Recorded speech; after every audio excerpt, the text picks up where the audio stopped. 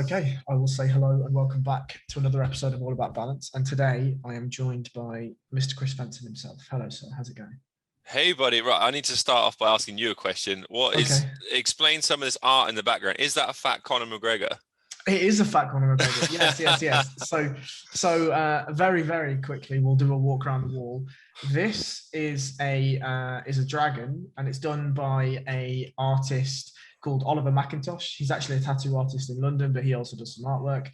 This is my dog, and that's painted by an artist called Tanya Lamb, but she's also a photographer called Super Saiyan Magical Girl on Instagram. This is some artwork it's a print by a gentleman called Ryan Rokill, who's been on the podcast. This, Jesus, this is getting difficult for my arm.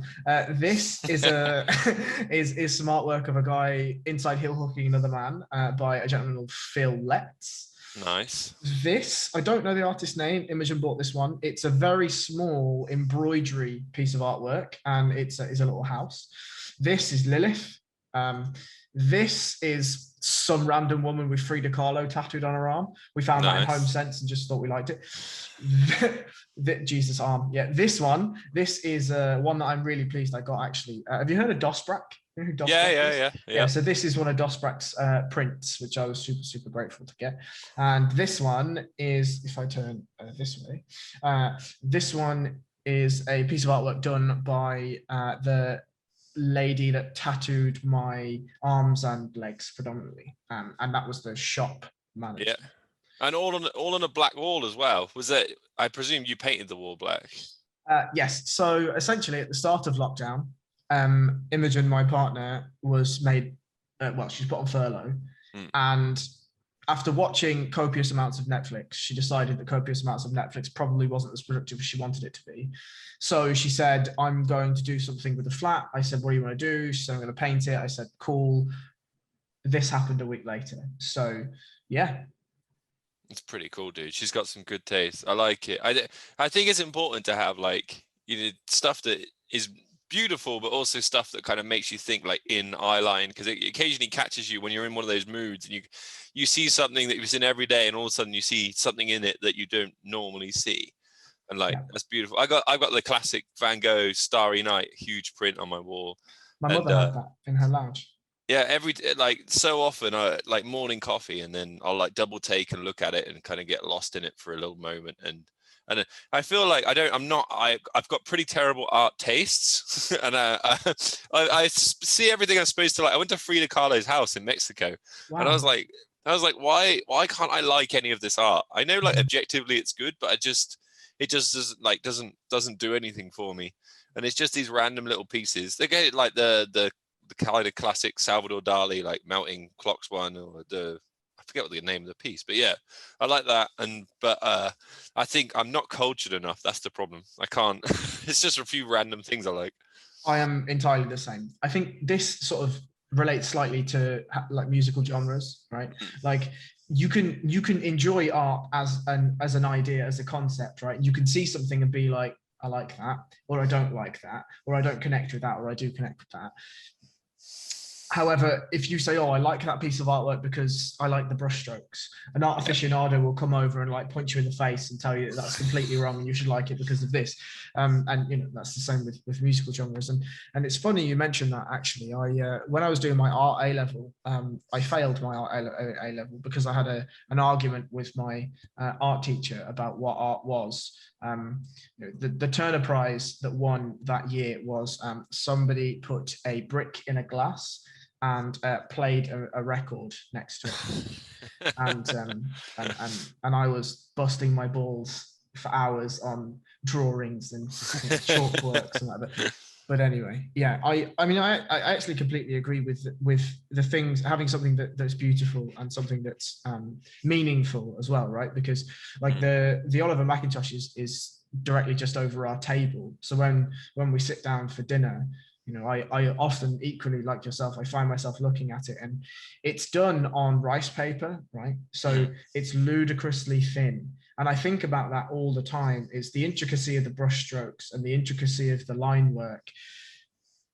There's something about human expertise and human brilliance from somebody that my missus has met, right? She went to the tattoo studio, got some work, and it's like they're a regular dude, but inside that brain is something different, Mm. Yeah, I had a friend at school, Ben. I'm going to send him a link for this podcast. We're still friends now, but he kind of did art, and he was like, he's like a very just creative soul. And he went on to be a graphic designer and things, and he could just look at things slightly differently to me and just see the kind of beauty inside it and bring it out. And I always found it really frustrating that I couldn't. Same. And I think it was a slightly negative experience as well, because it kind of put me off being artistic or like that expression, because I was like, oh, I don't have that gene. And then like more recently, I've been doing a little bit of like furniture restoration and that kind of thing, and going with my instincts of like, oh no, I think this will look cool. And then even if it doesn't look cool to other people, I like it, and that's the point anyway, because it's in my house. So I'm not worrying too much what other people think of it. And I think there's something to that about individual expression and creativity. I think is almost certainly a variable, right? I had a conversation with one of my friends who's a music producer and a DJ, right? And his argument is that you can teach somebody to tangibly DJ, aka you can teach them what buttons to press and how to spin discs and all that stuff, but to feel the music and to feel the set is something you can't teach, right? However, I think that creativity is not dissimilar to creativity in other fields. But just because you don't have it in one field doesn't mean that you don't have it in another, right? Like you've just said, just because you can't do a piece of work like Van Gogh or haven't tried to do a piece of work like Van Gogh, you could find a piece of furniture, a table, a chair, or whatever, and you'll add your own flourish that, as you say, somebody may not even notice. However, you find an innate beauty in it. And I feel like in a lot of ways that's conducive to what art is, really. It's a determination of what you find in the piece rather than what the piece says to you. You know what I mean? What the piece was supposed to say to you, Yeah, what opened me up was I read Stephen Pressfield's book, The War of Art, and he's talking about like channeling the muse and being creative. And one of the things that stuck to me from that book was it's not about the review or the adulation or making money. It's just about doing the damn thing and like expressing yourself that way. So like, I think embracing failure in anything is a good way to grow and progress. But even more with that, it's like, it's almost the point is to fail and make something ugly, but eventually maybe you'll make something that's less ugly. Yeah. And, again, just to reiterate, another point that came from the conversation with Sam was, he's like, I've got terabytes worth of shit songs, terrible songs that just never made the cut and that were never quite good enough, or they didn't quite hit that thing that I wanted. Now, I spent months making these shit songs, but eventually what I came out with was an album of 8 tracks that I was happy with, Yeah. And it's the same thing. You could make a million pieces of furniture that you fucking hated, and they could all be in Plato's World of Forms, but you could make that one that you're like, that's the one, I like that. So you're talking about your other podcast guests. This is quite an interesting podcast you've set up. Oh, thank you. Because I mean, it's a very interesting, because normally I'm a bit of a preparation nut, which makes like, I think it helps me do things well. But so normally I've been on a lot of other podcasts, and I listen to other episodes, and it's generally a little bit samey with like the ones I get invited on as a MMA analyst or a jiu-jitsu black belt or that kind of thing. But yours is very, very different. I listened to the podcast with the guy that did the 4 miles every 4 hours for Louis Breaker. Yeah. I'm terrible at names. I can't remember. And then you did the sexual therapist one. Yeah. And I realized I was listening to that, but I had my windows down in my car at like a traffic light. I was getting all these weird looks as I'm learning about swollen vulvas or whatever. Oh, that is absolutely fucking fantastic. Oh my God, that's made my life. Wow. But I wanted to ask you, like, you've had these really interesting guests, like, it's a bit on the pressure on the spot, but like, what's been the moments from your podcast that have like really affected you or stand out to you? So I think there's probably a couple of points to make. The first one is globally, every guest I've had on, at the very start, I just had my friends on. Do you know what I mean? Because that's generally how I started with everything, you know. Yeah. But this is crazy. Like inside 14 episodes, I'd interviewed fucking Robert Drysdale and, you know, Rob Deagle and all these other people, Ash Williams, and, you know, just insane names in our sport. But I mean, I'm lucky enough to call at least a couple of those friends. So I think one thing I've taken away is that I'm so grateful for every single person's time. Like, I did the maths today of the amount of hours that I've uploaded of me chatting shit on a podcast. And the answer is just over 6 days. Wow. Right? So in 70 something episodes in just over 6 days, I've had 70 plus people that have been kind enough to sit down and give me an hour or 2 hours or 3 hours in some cases of their time.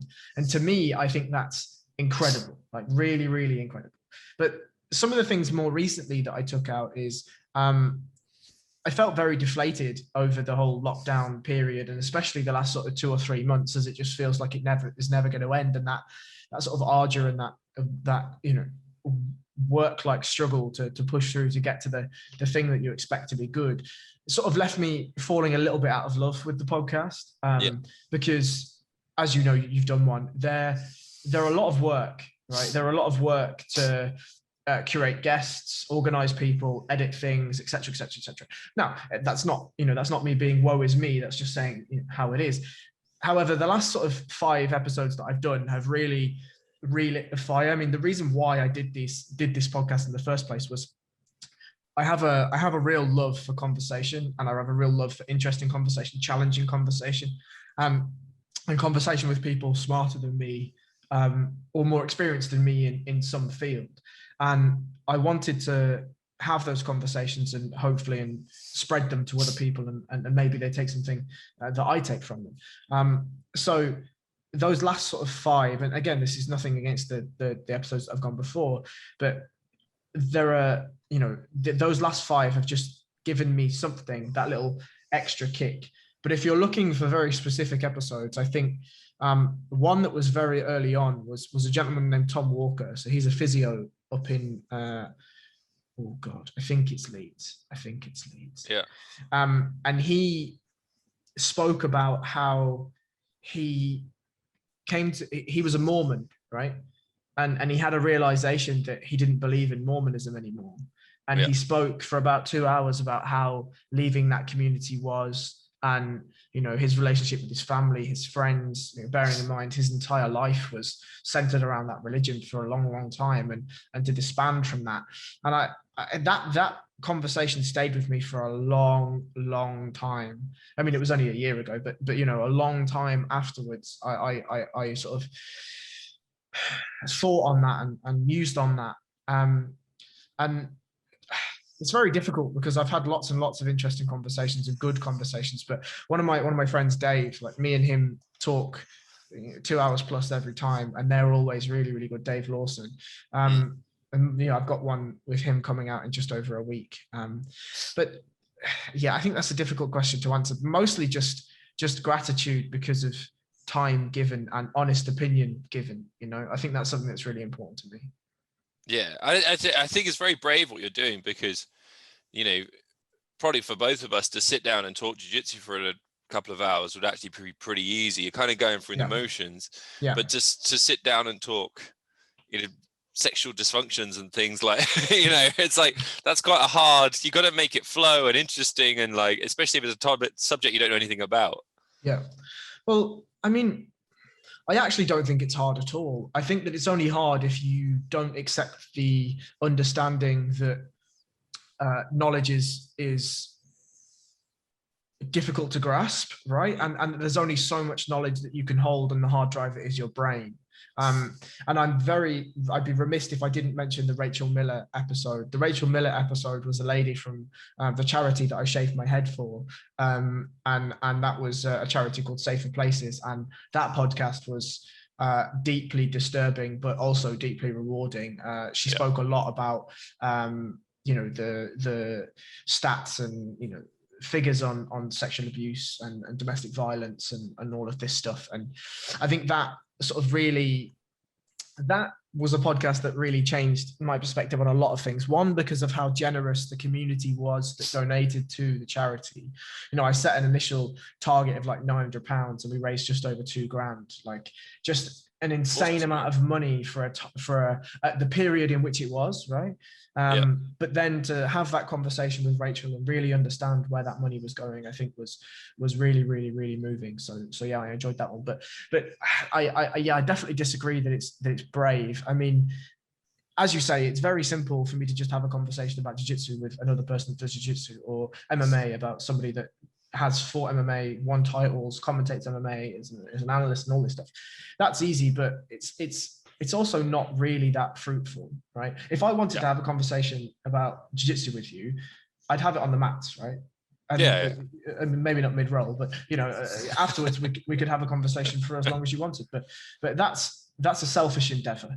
You know, I'd love to pick your brain about jiu-jitsu. You know, you've been rolling and training a lot longer than I have with a lot higher level people than I have. However, it doesn't add to the pantheon of knowledge. So yeah, and I mean, frankly, the podcast itself is still a very selfish endeavor. I want to have interesting conversations with people, right? It just so happens that I managed to engage with these people through the medium of a podcast. I use the facade of a podcast just so I can get them on and have conversations with them. With Rachel Miller, is obviously this kind of dark subject, and then some of the other ones I listen to, you go into these people's like difficult times in their life, and you like embrace the darkness kind of thing. How do you find that difficult? I mean, like personally, it's probably something I struggle with. I don't like watching depressing movies. Like, it's like my wife gets annoyed at me. I'm like, I can't watch that. It's sad. Like, kind of sad's okay, but the Schindler's Listy kind of, you know, we just feel your soul being destroyed by it. Like, and she accuses me of being a bit shallow for not wanting to do it, but I think maybe, or even some people, I try and avoid them because they got that kind of darkness to them. But like I feel like in your podcast you kind of embrace it a little bit. Yeah, I'm drawn to them. Yeah. I'm absolutely drawn to them, and I think it's because I'm aware of the darkness in me, and I think that it's important that you are aware that more globally, you are aware that there are people that have darkness too. One, that they have it. Two, that they can live with it and to some extent build a mechanism to deal with it. But I also think that the darkness is some of the most interesting parts of life, right? Yeah. I think from the deepest depths of darkness, you can find some of the, I mean, I forget the gentleman that said it, but the quote is something, and I hate fucking quotes, but the quote is something like, you know, the reward that you seek is in the cave that you're fearful to enter, or something like that. And, you know, there's something about trauma, right, that builds whole people, which is about as antithetical as it can be, but that's humans, I suppose. Yeah, I think that's a Bible quote, isn't it? Maybe. I mean, you're not asking someone that's read the Bible, so yeah, I'm not sure. But you say you like, I mean, why do you keep away from it? I don't know. I think maybe because I have a little bit of that in me, and I mean, it's very hard to call yourself successful, right? No one can ever call themselves successful, and like fighting is always the worst thing to call yourself successful in, because even Khabib, they're like, oh yeah, but he didn't get as many wins as Anderson, so like he's unsuccessful. But I've had a little bit of success in my life, and I think it's all been because I have this kind of sick work ethic where like I want to win every day and I want to get something every day. But I think the problem is if I don't win the day, I feel that kind of darkness coming over me and the kind of self-loathing and it's something like I've been dealing with my whole life, but it's also given me great success as well. And I have to kind of drive. That's what it feels like, to kind of keep the darkness away. So the idea of, you know, feeling good at the end of the day, like I've achieved something and I'm feeling good about being a human, and then suddenly putting on a depressing movie doesn't appeal to me. I mean, I get that. I absolutely get that. I think it depends on what you're running from. You know what I mean? Or you're driving away from. To me, like I don't think I've said this on the podcast before, but when I was younger, what I really wanted to do, I wanted to be either a detective for like murder investigations, or I wanted to be a criminal profiler for like pedophiles and rapists and whatever. Not because I'm vastly interested in those topics, but more because I'm so interested in the darkness inside people, right? Yeah. And I would love to sit in a room with, you know, a mass murderer and have a conversation with them and try and find out like what their motivations are and what pushes them to be that person. So yeah, I kind of go with the ignorance is bliss approach. Some things I don't want to know, and I like when I was in the earlier days of my martial arts career, there was a lot of bouncers would come and do jiu-jitsu and stuff like that, and I'd be constantly, because I'm 6'5" and I'm fairly big, and I'd be asked, you know, I'd be constantly asked, oh, do you want to come and make some money this weekend? Come work the doors with me. And I'd be like, no. And the reason why, it wasn't the money, it wasn't the job. It was because they looked at people differently. You could see them in any environment. They'd have the shifty eyes, and they're like evaluating everyone that comes in. They like to sit in the corner so they can see everyone. And I didn't want to be that person. I didn't want to be looking for the worst in everyone I see. So that's me. Yeah. You're sitting in the corner checking everyone out. Yeah. But I mean, I think that's all sort of a determination of what shit you've seen. Yeah. Or what shit you've been forced to see, that then determines how your mindset is. Like, I'm not saying I look for, I'm certainly a pessimist in a lot of ways, but I certainly try to look for the good in all people. And I think the more that you conversate with people and the more that you have discussions with people, I think that I don't think I've collected enough data yet to say that people are inherently good, but I think I've collected enough data to say that people aren't inherently bad. Yeah, I could see that. I feel like people are inherently nothing, but they try to map something on to make a rationalization of the situation or the action that they've taken. I think the issue is, you know, like they interview people going, they say like 90% of people think they're an above average driver, right? So like, sure. So people delude themselves. So sometimes I see someone that makes, to me, an obviously morally poor decision, right? Maybe it's a selfish or a bad decision, right? But in their head, they're not a bad person, right? They've twisted the facts or the situation to match what they want. And like, I don't know how much of that is like a conscious, or is your subconscious like lying to you, or like are you really a bad person if you're screwing people over to get what you want, but you think you're a good person? Like, and it's a constant battle. And in martial arts, it's like this constant thing of these gyms get to a certain size and they always split. There's always the top guy that goes off and opens his own gym. Happens every single gym, every single time. And they always think they're doing the right thing. And there was always like, oh, you know, they don't care about us. They were doing this wrong. So we're going to go over in here and do our own thing. And we're going to save everyone. And I'm like, is that because I own a big gym. So I'm like, are you? And this hasn't happened to me, but I've seen it a lot. And, but it's one of the things I'm very aware of, like in my own business, I'm doing everything I can to keep everyone happy all the time. Because I'm so aware this is a problem in my industry. But every time these people don't see the moral, like what to me seemed like obviously morally poor decision, they think they're doing the right thing. Sure. I mean, to go into that example a little bit more, I think that people, as you say, people will generally evaluate a situation and choose an outcome that gives them the most benefit. Yeah. Generally, right? Now, the way that changes is when the most benefit to you is derived by the most pleasure or benefit to other people, right? So for instance, yourself as a business owner, what benefits you generally is more custom, right? Well, you only get more custom either by having a vast turnover, but an increasing turnover, or more membership, more static membership that then increases, right? So whilst you're making because what we're touching on is what is selfish, right? So if if what's selfish for you is to get more money, is the net result of what keeping more members and getting more members is.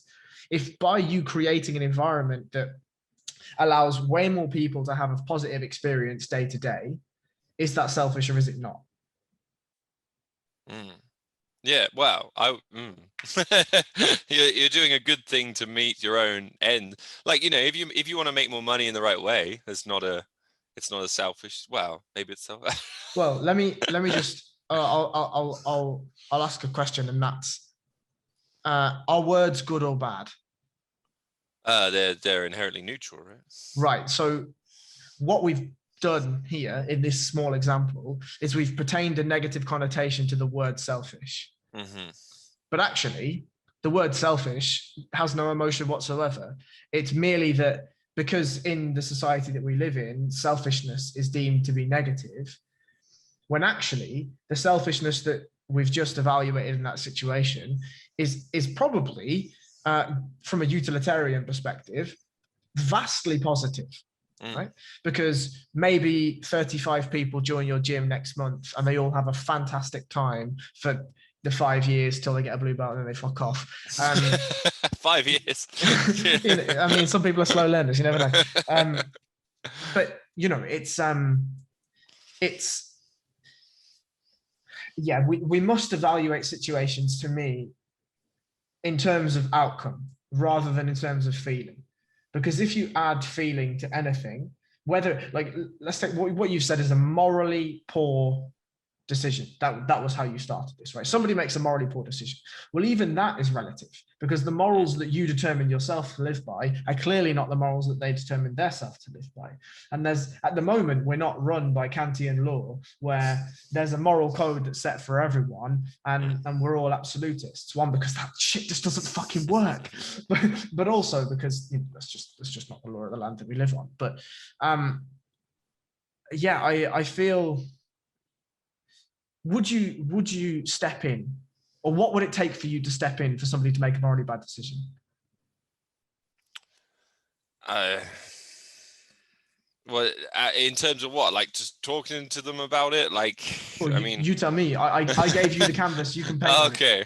I mean, I think I remember reading this. I think maybe Dan Hardy said this in an interview once, and he was. Oh, I love a Dan Hardy, mate. Are you a fan or not? I like Dan Hardy. Oh, okay. Like I sparred with him a few times. He's a cool guy. But I remember in an interview he was talking about being a martial artist and like being an alpha male or something, and he was saying, "Oh, there's a lot of responsibility." He's like, if you you're the strong member of society, your job is to protect the weak, the same as the police would do or something like that. And I thought there's something to that, right? You have I have the confidence to speak like loudly in a group or be physically aggressive if I'm pushed to it.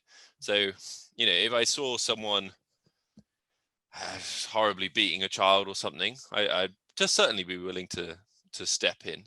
But if it's a question of moral judgment, like I don't want to push, especially it's very difficult with different cultures and things, right? Because I'm not a Christian, but I grew up in a Christian household, so I have these Christian ideals that don't match other cultures and other ways of living. So to suddenly take this moral stance, and like you say, to see morals as absolute, but then I feel like, yeah, there are occasions where you can't be too philosophical about it. There is like an absolute right and wrong, and I know it's so dangerous to say, but like to me, beating a child black and blue would always be an absolute wrong. I'm struggling now to come up with a scenario where it wouldn't be an absolute wrong, but maybe if they didn't like it. Sure. I think that the thing that's interesting to me about these points is that, especially now, it's very difficult to draw an absolute. Yeah. Right. Like, of course, there are some things like rape or child abuse or whatever that we can all agree, at least 99.9% of people can agree that these things, as a society, as a world, we've decided are inherently wrong, right? And just as you would step in if you saw a woman getting bundled in the back of a car or whatever, you know, that somebody else would do the same thing. However, morals become squirrely after that, right? Because we have these, if the bedrock of our society is morality, what we have to dig through to get there are these topsoil layers of, as you say, culture, religion, language, ethics, you know, just even like in between districts of the UK, right? There's different ways in which people approach each other. Language is involved in that. Like there's so much layers of topsoil for you to dig through and move roots around and weeds and all this stuff, that it becomes difficult. And I'm going to use a Jordan Peterson quote, even though I hate quotes. And that's that, like, it's impossible for you to go and try and fix the world if you haven't had a discussion and come to a moral agreement with yourself, right? Yeah. And I feel like the best way, one of the pieces of advice that my mother used to give me was that charity starts at home, right? Now you only go out and attempt to be charitable in the world, which is, you know, she was bastardizing a Peterson quote before he said it, but well, maybe Peterson was saying what my mom said, who knows? That you can only go and be charitable in the world if your family have food to eat and a house to live in and clothes to wear, right? And in terms of the moral obligations that we're sort of, you know, loosely talking around, is that if you have a moral code that you live by, the actions that you take, if you can justify them being correct to you, then I think that's enough, right? That's the line that you draw. Mm-hmm. Now, where that becomes difficult is that there's going to be bad actors, right, that have various judgments about them or their own morality or a lack of morality. But I feel like if inherently, and sort of the way that I feel like hierarchical thinking works, or sort of best idea thinking works, is generally most people have, if we go back to the bedrock analogy, the same bedrock of what morals are, right? So eventually, the people that have something that's abstract to that will be weeded out eventually, right? Those roots will just die because they have nowhere to live. Yeah, I'm worried that maybe there is no universal underlying thing, and that's like our Christian, you know, upbringing, living in a nice society. We think everyone has these, like, because there's certainly like psychological problems, right, where people are essentially acting like they have morals to get on with the world around them. And it's Sam Harris, he wrote a whole book on moral something, and he had a theory that he's like obviously a staunch atheist, that we could come to some kind of universal agreement with a combination of conversation and science of like what the morals are to live by, but I'm not sure it's entirely possible. You know. So I think it's entirely possible if you force people to abide by rules. Yeah. But it's impossible to force everyone to abide by rules.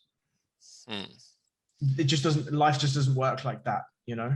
I'm sure you've met those people in your life, and I've certainly met them where, you know, I don't know, they're full on psychopaths or something underneath, but you're like, they're kind of manipulative and everything. Like, it's so, they've got this darkness inside them, and you were like, oh no, you would lie and cheat and steal just to get the tiniest bit ahead, or not even get ahead, just to impress someone, or just to get a tiny bit of recognition, you know, not even a physical reward. So they're kind of, do we have, and then the problem is, if we all agree on this nice code of conduct and morals that we all live by, the people that are going to be willing to break that are going to have an advantage that might put them ahead. Well, I mean, in terms of, and I'll use both yourself and Dan Hardy, I think, you know, I don't agree that they would have an advantage, because I think in a society where everyone has, everyone lives in the light, right? If we use Jungian theory, everyone lives in the good, and they're less, they have an understanding of the bad, obviously, to understand what the good is, but they predominantly live in the good. I feel like any deviation away from the good would be the reaction would be fury, right? And if you're living in a society of Dan Hardys, you probably don't want to make that dude furious. Yeah, this is true. But then if some horribly manipulative person comes on and convinces him, then you have an army of, very dangerous people. Sure. And I mean, how do you fix that? Oh, well, I don't know. Like individual responsibility, I guess, is like, and the kind of, I think my wife is a really devout Catholic, right? Right. I certainly was a really kind of this is the wrong expression, like evangelical atheist. Is that a thing? But you know what I mean? Sure, why not? And I used to think anyone that kind of was religious was essentially a bit stupid, right? And Right. I judged anyone. I was like, you believe a man came back from the dead? We're talking zombies here, are we? And like, to my young brain, I was like, you fool, right? And then obviously I've got married and I've met all these religious people, and I'm still not. I'm not going to believe any of it, right? Because I want reasonable proof, but I want exceptional proof if you want to claim that. But I can see my wife is judging me now. She heard her name. But I can see they get something out of it, right? It's like it's comfort and and I think the problem is if we just go to society and we go, okay, morals, let's look at the kind of essentially the scientific way of choosing morals. Like some of the science doesn't match.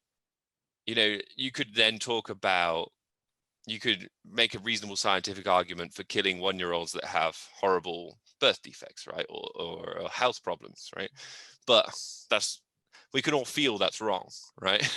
So I think religion has this place in there if we're going to kind of come up with the morals of society, and we can't just be purely scientific and boringly logical about it. Like the emotion and other things have to come into it. Maybe. So I think there's a couple of points. The first point is, firstly, I imagine that the debates in your household are fiery. Oh yeah, we've had full-on fights sometimes, but yeah. Amazing. But Dr. Gadsard, again, a conversation that really stuck with me. He speaks about biological marketing, but relates mass decisions just to any form of marketing. And it feels like religion, and again, this is not a negative comment, it's merely a comment, is religion is probably some of the best marketing we've ever seen in human history. Oh yeah. Right. Yeah, to attract, I was going to say infect, but that's probably a negative word. To attract that many people to join and sign up and believe and sign up with their moral code, with their soul, with their blood, with their money, to sign up to whether it be Catholicism or Christianity or whatever else it chooses. That's some serious marketing. And to your point about, it feels wrong to kill 1-year-olds with birth defects because of marketing. Like, do you think, and here's a slightly far out question. Do you think it's possible to rewrite the source code of human morality with the right kind of marketing? Oh. I would say you could greatly affect it, but our evolution is we grew up in groups of 150 people. So like we're inherently I think there's something in our core about unfairness in groups that would be hard to take away. And then obviously we've successfully reproduced since we're single-celled amoebas. So there's going to be, certain feelings towards, I don't know how much marketing, well, you say how much marketing you do. I guess the Nazis killed Jewish children, right? This is what I was going to say. I was going to say, I defeated my own point quite quickly there, but I think that like certainly you couldn't, I think it'd be very difficult to affect the morals of your own group, but quite easy to affect the moral, like, would you hurt your own, children and your neighbor's children? No. Would you hurt these little Jewish children? Clearly, yes. But the marketing's got to get to the point where you see them as an other, not as your own. Right, but let me play this point and be devil's advocate for a little bit, right? if you wanted to make people the other, right? How about a virus that you can't see the symptoms for? Oh no, you're not a conspiracy theorist about corona, are you?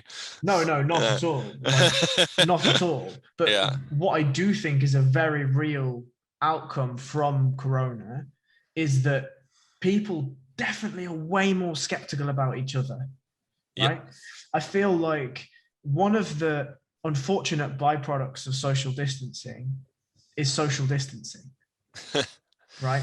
Like there's something to feeling comfortable or not feeling vastly anxious when somebody enters your personal space. Like, can you remember what a gig was like?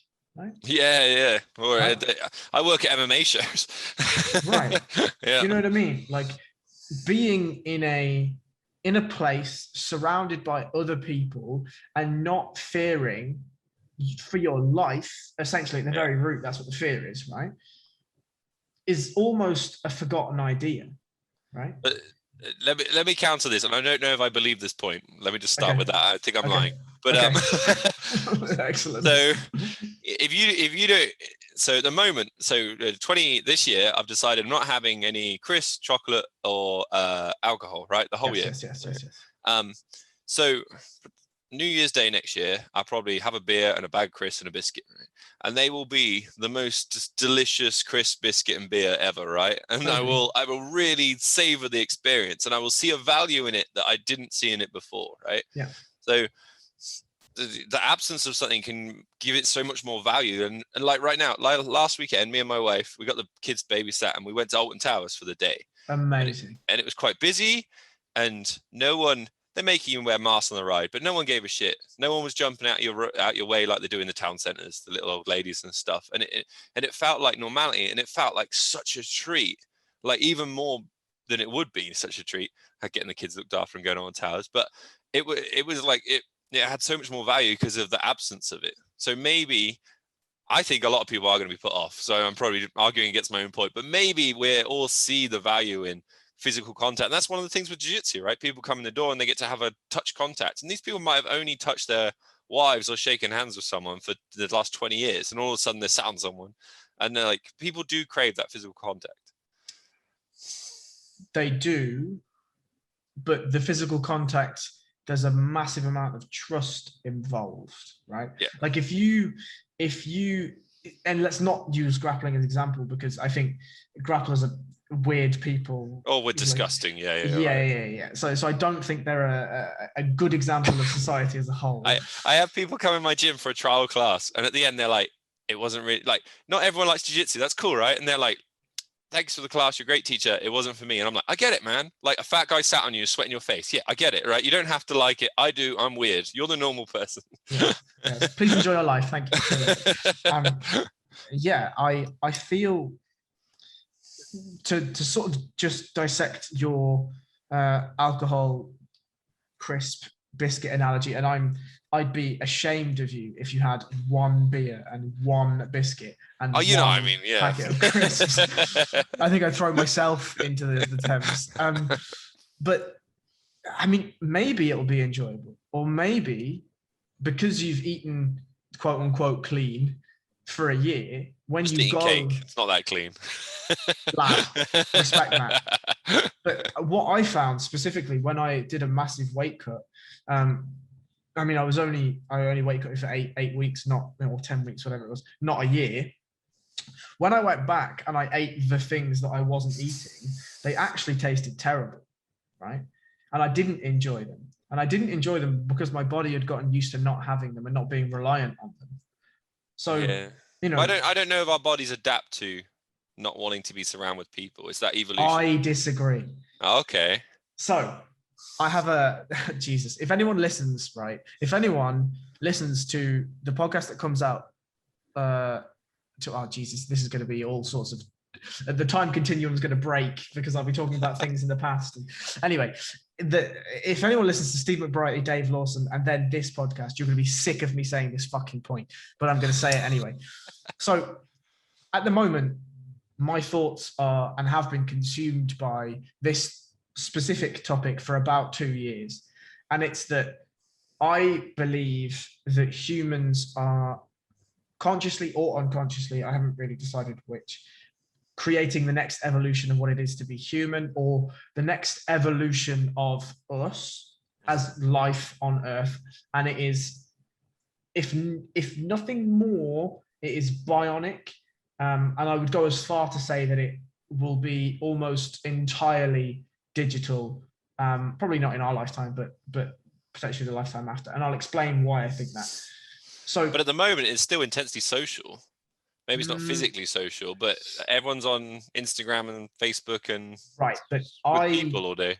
do you think if you showed your grandparent and you explained and they understood with an innate understanding that you do, the social aspects of Instagram, that they would think it's social? I bet you they fucking wouldn't.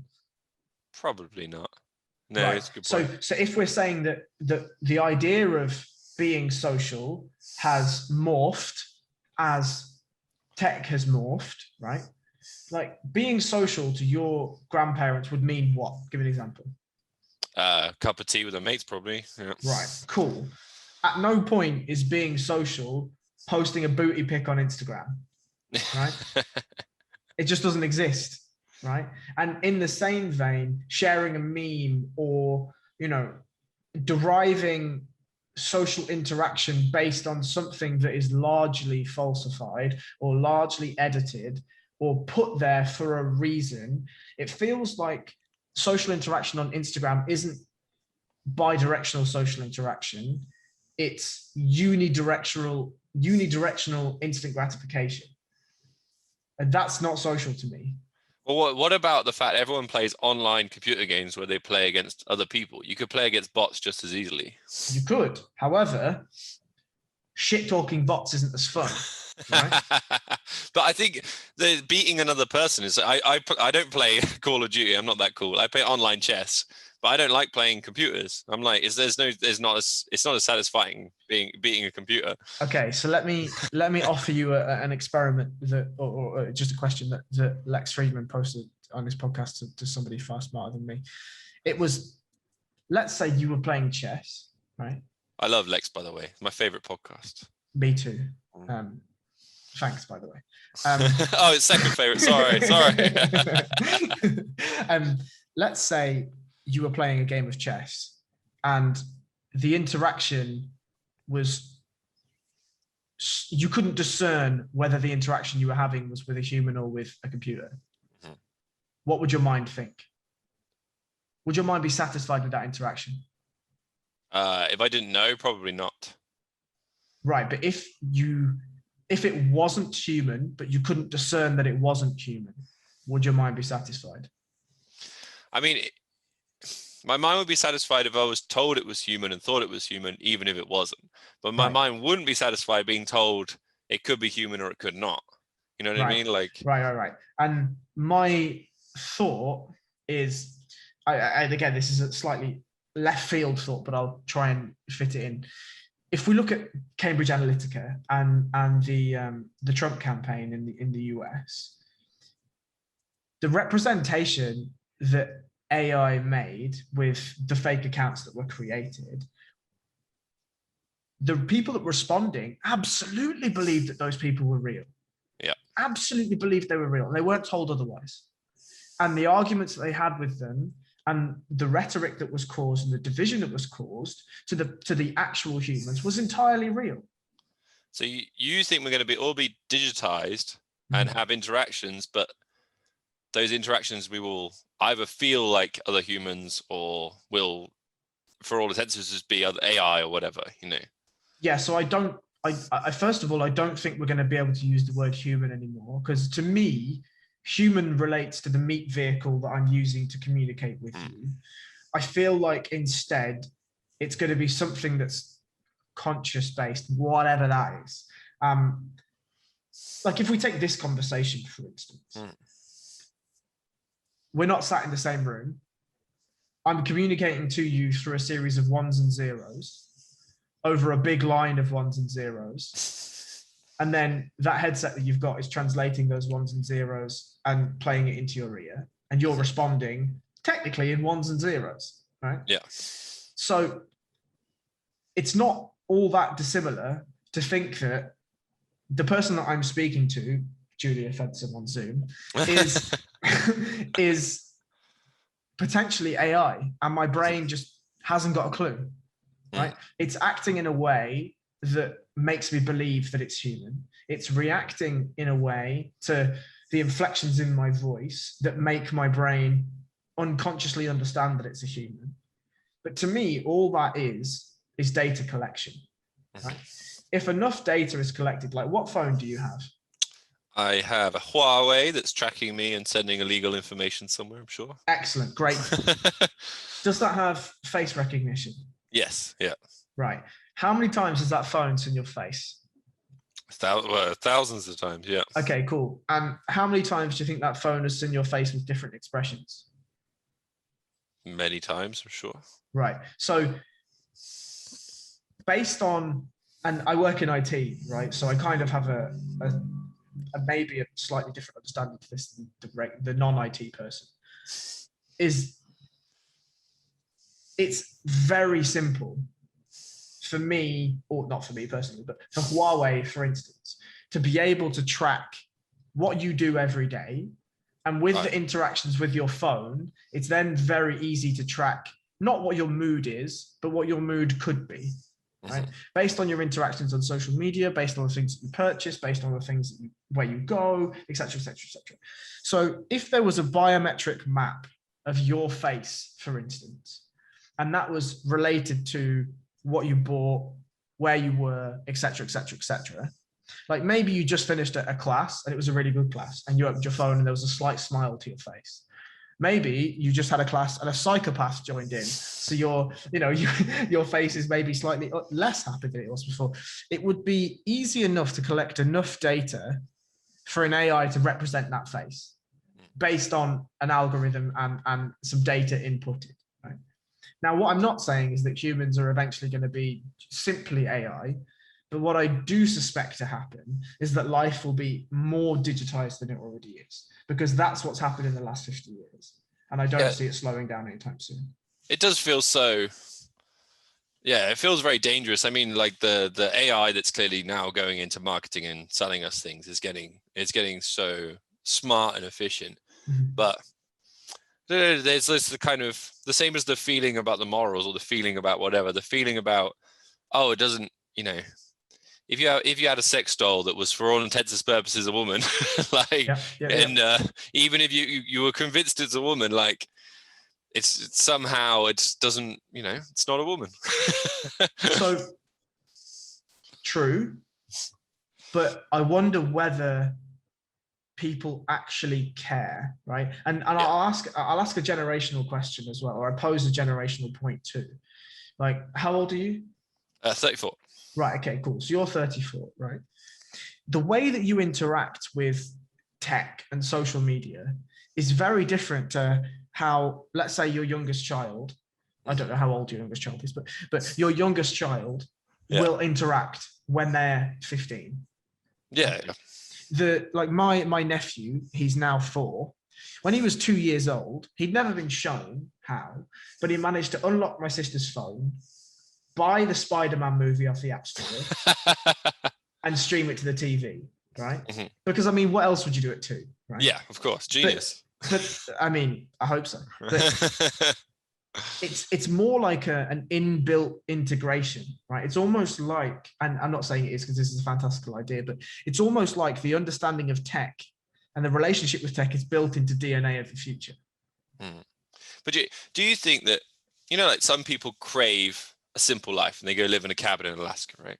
Do you think you make your super AI, which is 100% convincing, right? You're essentially in the Matrix or whatever, right? So you have your perfect woman who's perfect tits and it's horny all the time, right? Yeah, and then you're like, this is too easy, I'll make it a bit more difficult. This is too easy, I'll make it a bit more difficult. And then you're a millionaire when you start out and you're like, oh, it's not, if I just get given $1 million, there's no satisfaction. I want to earn it a little bit. And then eventually you just end up working back to where we are right now, or some similar version of it, just in a very high-tech way. And then it comes to the point, maybe we've already done it and we're already in it. But like, will we just if we stick with our humans' brains, are we just always going to end up kind of back in a similar spot, because we need the yin and yang of life, as it were?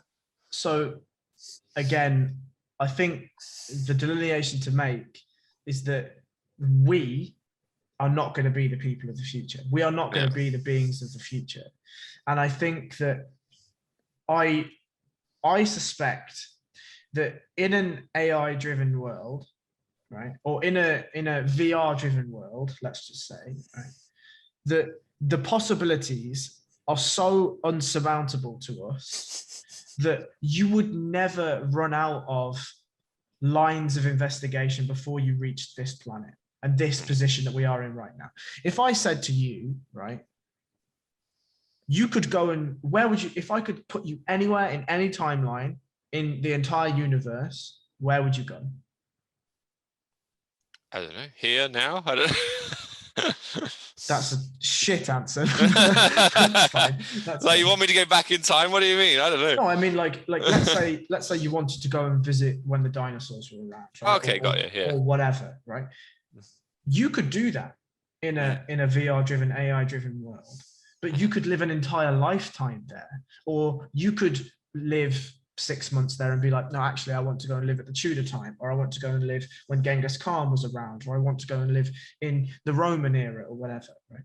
And I feel like the access to essentially endorphins.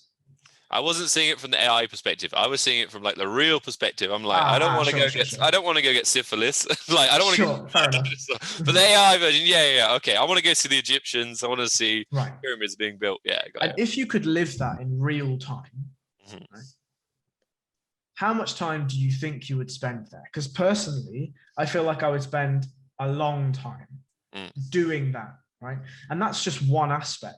Time traveling or like going to visit various points in human history would be one aspect. But you could think of, like, did you ever play Halo as a game? Yeah. Right. So Halo, there was Sandbox, right? Where you could create your own maps.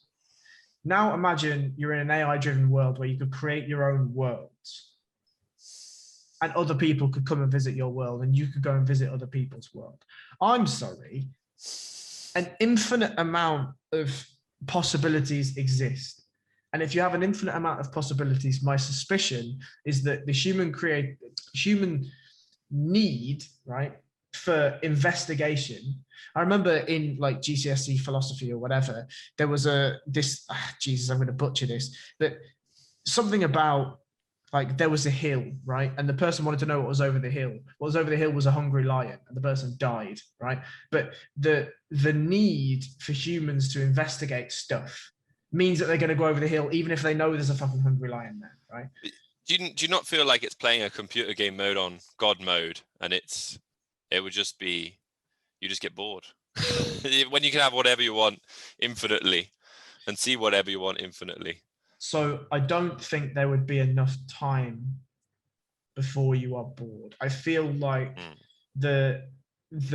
let's say we were still our time was governed by, you know, the health of our brain, and eventually over time it degrades and eventually it will die off, right? Maybe. If we are still governed by that timeline, and this is currently the big flaw in my argument, is if you're in an AI world, who the fuck needs a brain that dies, right?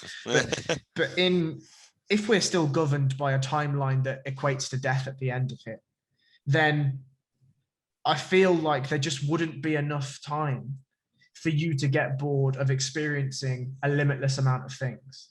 So this is not a very good analogy, but let's like lockdown, right? How many people were furloughed and full wages, stuck at home, nothing to do? How many of those people learned a foreign language and got a guitar from Amazon and learned that and watched 27 documentaries on history? Like, I think it's a pretty small percentage of people. All of a sudden, one of the things that was holding them back was time. Everyone doesn't have enough time. All of a sudden, that restriction's taken away. So do you not think, unless we're actually changing the kind of construct of how our brains work within the AI, that you know, people would it's like Wall-E, right? They just go around little buggies being bored. I feel like the humans, if you gave them unlimited everything, would eventually become bored with unlimited everything, and then they'd put in challenges and make it more difficult, and then you just, like I was saying before, you just end up back kind of where we are. Well, I mean, I think it depends on what you determine. So in this model, it feels like the assumption that's been made is that humans are in control. Yeah. But why would that be the case? If you've got an AI system that humans are interacting with, why would humans be in control? Like, think about the chess game that you play, right? You're not in control of that chess game. You're merely logging into a website. The website is controlled by a server, and that server is running said website, and it's delivering packets to you that hopefully are in time and in sync and will relate to the move that your shit opponent is about to get whacked has made. Are you not worried about AI? Because the kind yes, I am. Sam Harris is petrified. You know, the concept of computers being self-improving, and then all of a sudden this AI he's on about within 2 weeks it would be, you know, an order of magnitude 1 million times better than anything now. And obviously it might see us as kind of these annoying meatbags that just getting in the way. Yeah, I think that's entirely possible. Yeah. But I feel like, so I am worried. However, I feel like it's utterly inevitable. I feel like the merge is utterly inevitable, because where's your phone in relation to you right now? Right in front of me. Right. And how many times a day do you pick it up? Oh, a lot. Yeah, I'm a bit of a phone person. I give you that. Right. So, and I'll play this as a point. Like, your brain has a limited capacity, unfortunately. Sorry. You can only remember certain things. You probably can't remember some of the points that we made at the very start of this podcast, because at the moment we're, you know, knee deep in another point. But this PC remembers. Yeah. Right. This PC never forgets. There'll be photos on your phone, probably, that you could go through, or WhatsApp conversations that you could go through. You'd be like, fuck me, I don't remember that. But the photo will trigger that memory, right? So your phone knows more about you than you do. Yes. But there's like, if I'm I put on Elon Musk's headset, and it's sort of chips into my brain, right? And it has a hard drive, and it can store everything for me, all my memories and things. Neuralink, Neuralink. So there's people that have like incredibly good photographic memories, and I read this book about them, and they're pretty miserable, because one of the things we do is we kind of change memories around to kind of serve our future more, make them more valuable. And also, there's some things you don't, you know, that embarrassing moment in high school, maybe you don't want to remember all the details of, I can remember the wallpaper in the room and whatever else, you know. So, you know, is it necessarily a good thing if we start? Obviously, we're already merged, because life without my, you know, like I had a Pixel phone that broke, and I was without a phone for the weekend, and my wife was like, let's meet here. I was like, I got no sat nav. And I got in the car, I was like, I got no podcast.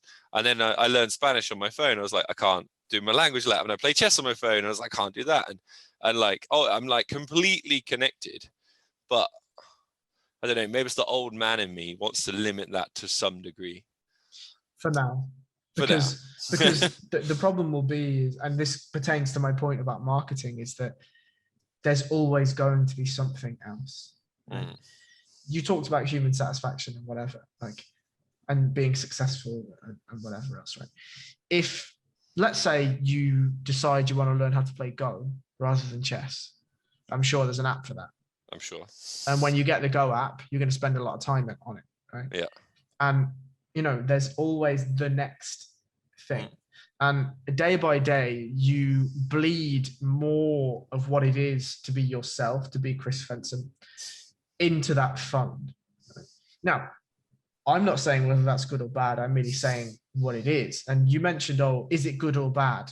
I don't know. I think it's entirely perceptive. I think from the perspective of what we are as humans right now, it's bad, because it probably means the extinction of what we determine to be our race. However, my question is our race doing all that good in the first place? Like, Yeah.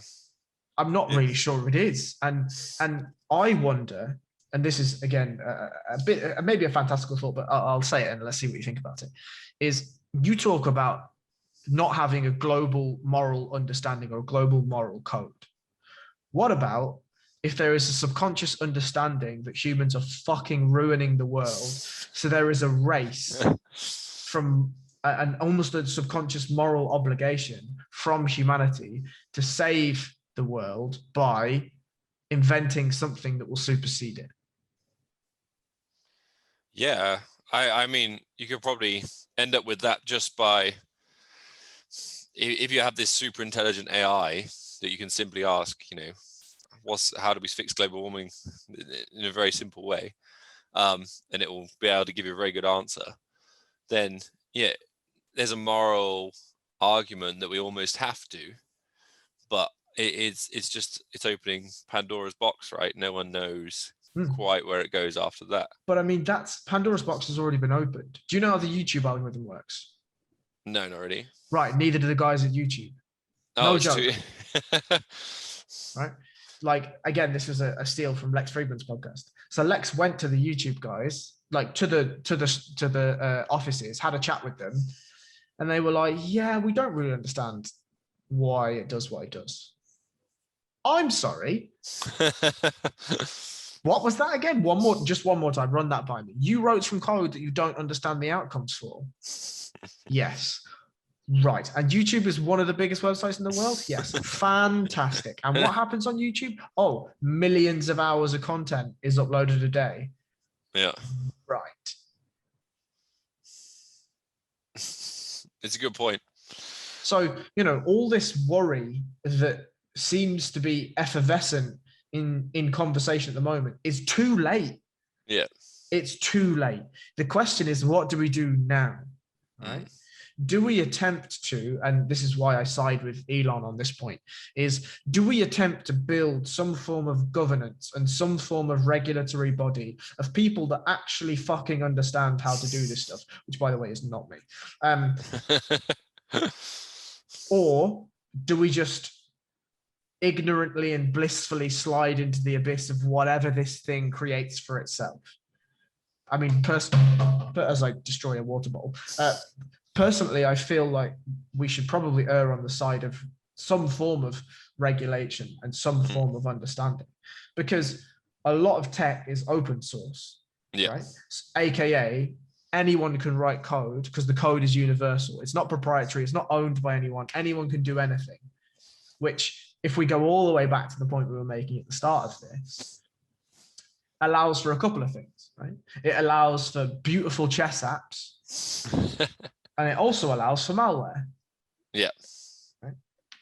So I feel like the days of us being meat vehicles and us having this social interaction that we enjoy at this moment will soon be marketed away from us. Yeah. It's deeply scary I think, when you're young, you just see your next 60 years or whatever, and you're like, right, what's the world going to be like for that? But you have children, all of a sudden your timeline is extended. And then, this kind of classic thing was, I remember someone sent me this article, and it was, everyone started writing on paper instead of slate. And this old professor's like, what are we going to do when the paper runs out? And it's like, people need to know how to write on slate, resistant. And it's been like that forever. But it does, it does scare me. There's certainly, but then certain other things make me happy. The idea that my children have self-driving cars is wonderful, right? Because we talk about how scared we are of COVID and other things, and the road traffic deaths are insane in this country. And I think my kids will look at me and be like, you drove at 70 miles an hour on the road while eating a pasty and a coffee. And I'm like, yeah. And they'll be like, are you mad? I'm like, I don't know, everyone did. Yeah, so like, absolutely. There's definitely positives, but it's like, yeah, it's a scary future. I think it's a scary future because it threatens our timeline. Yeah. Like, I feel like if we move past the fear and adopt a level of acceptance for what is or what is going to be, right? Very David Goggins of us. Like, if we accepted what was coming, or what we determined to be coming, and we accept the worst outcome, I just feel like it makes more sense, you know. I know this is probably insane rambling, but you know there was the scientist that came up with the figures of how much life there should be in the universe, and kind of came up with the theory that the universe should be teeming with life, and then it's obviously not. So if he's got his numbers right, something at some point is happening to these advanced civilizations, and it's cutting off. Yes. And part of me is like, if you have AI that can solve infinite math equations and theories and whatever, maybe you don't need to go visit Earth, because you can just put on your VR headset and see it, or you're already inside the computer and you're in the virtual Earth, so it's pointless. So that's why we're not seeing them. Or everyone reaches this point of AI and gets blown up by the computers.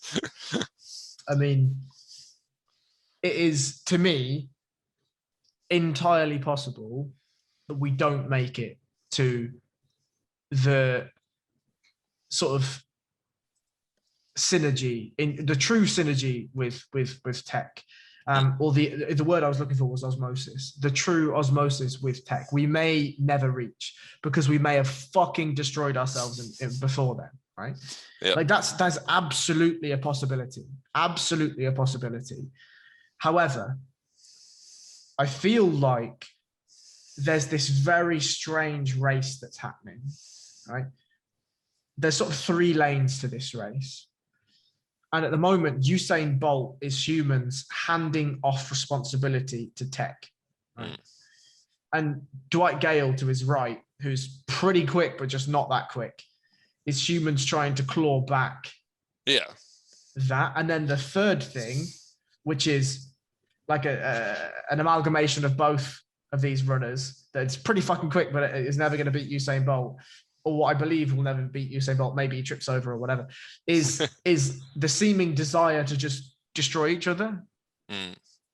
And I just don't know who wins that 100-meter sprint. I really don't know. I feel like it's more optimistic of me as a pessimist to think that Usain Bolt will out and out win that race, and the handoff to tech will happen gracefully enough, and that as fewer people die as possible. And what I mean by die is, I don't imagine an AI overlord where you just have iRobot settings. Yeah. However, I do feel like there is a possibility that it will be, like, we talk about vaccine passports, right? Now that, COVID is sort of, hopefully becoming stable and whatever. If a vaccine passport was multiplied by a factor of 10, and in order for you to get your Amazon delivery or whatever, you had to have a VR headset, and everything goes to the VR headset. Nothing's available in the outside world anymore. Well, if you're an 85-year-old person that doesn't have access to a VR headset, you're going to die, right? If you're not able to get access to the resources that you need, i.e. food, water, clothing, etc. And again, that's a vastly, alien, fantastical idea. But I feel like along the way, to your point, there are going to be people in Alaska in a hut that don't want this integration, that don't want this symbiosis. Does that appeal to you, being in Alaska in the hut?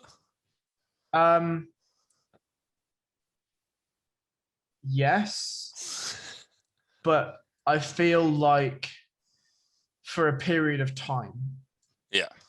I don't particularly enjoy London anymore. I feel like it's too busy, and I feel like the quality of life was great when I was 22 or 21, whenever I moved here.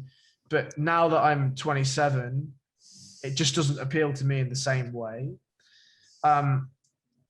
I feel like what I would like is the village in between the big city and the remote location in Alaska.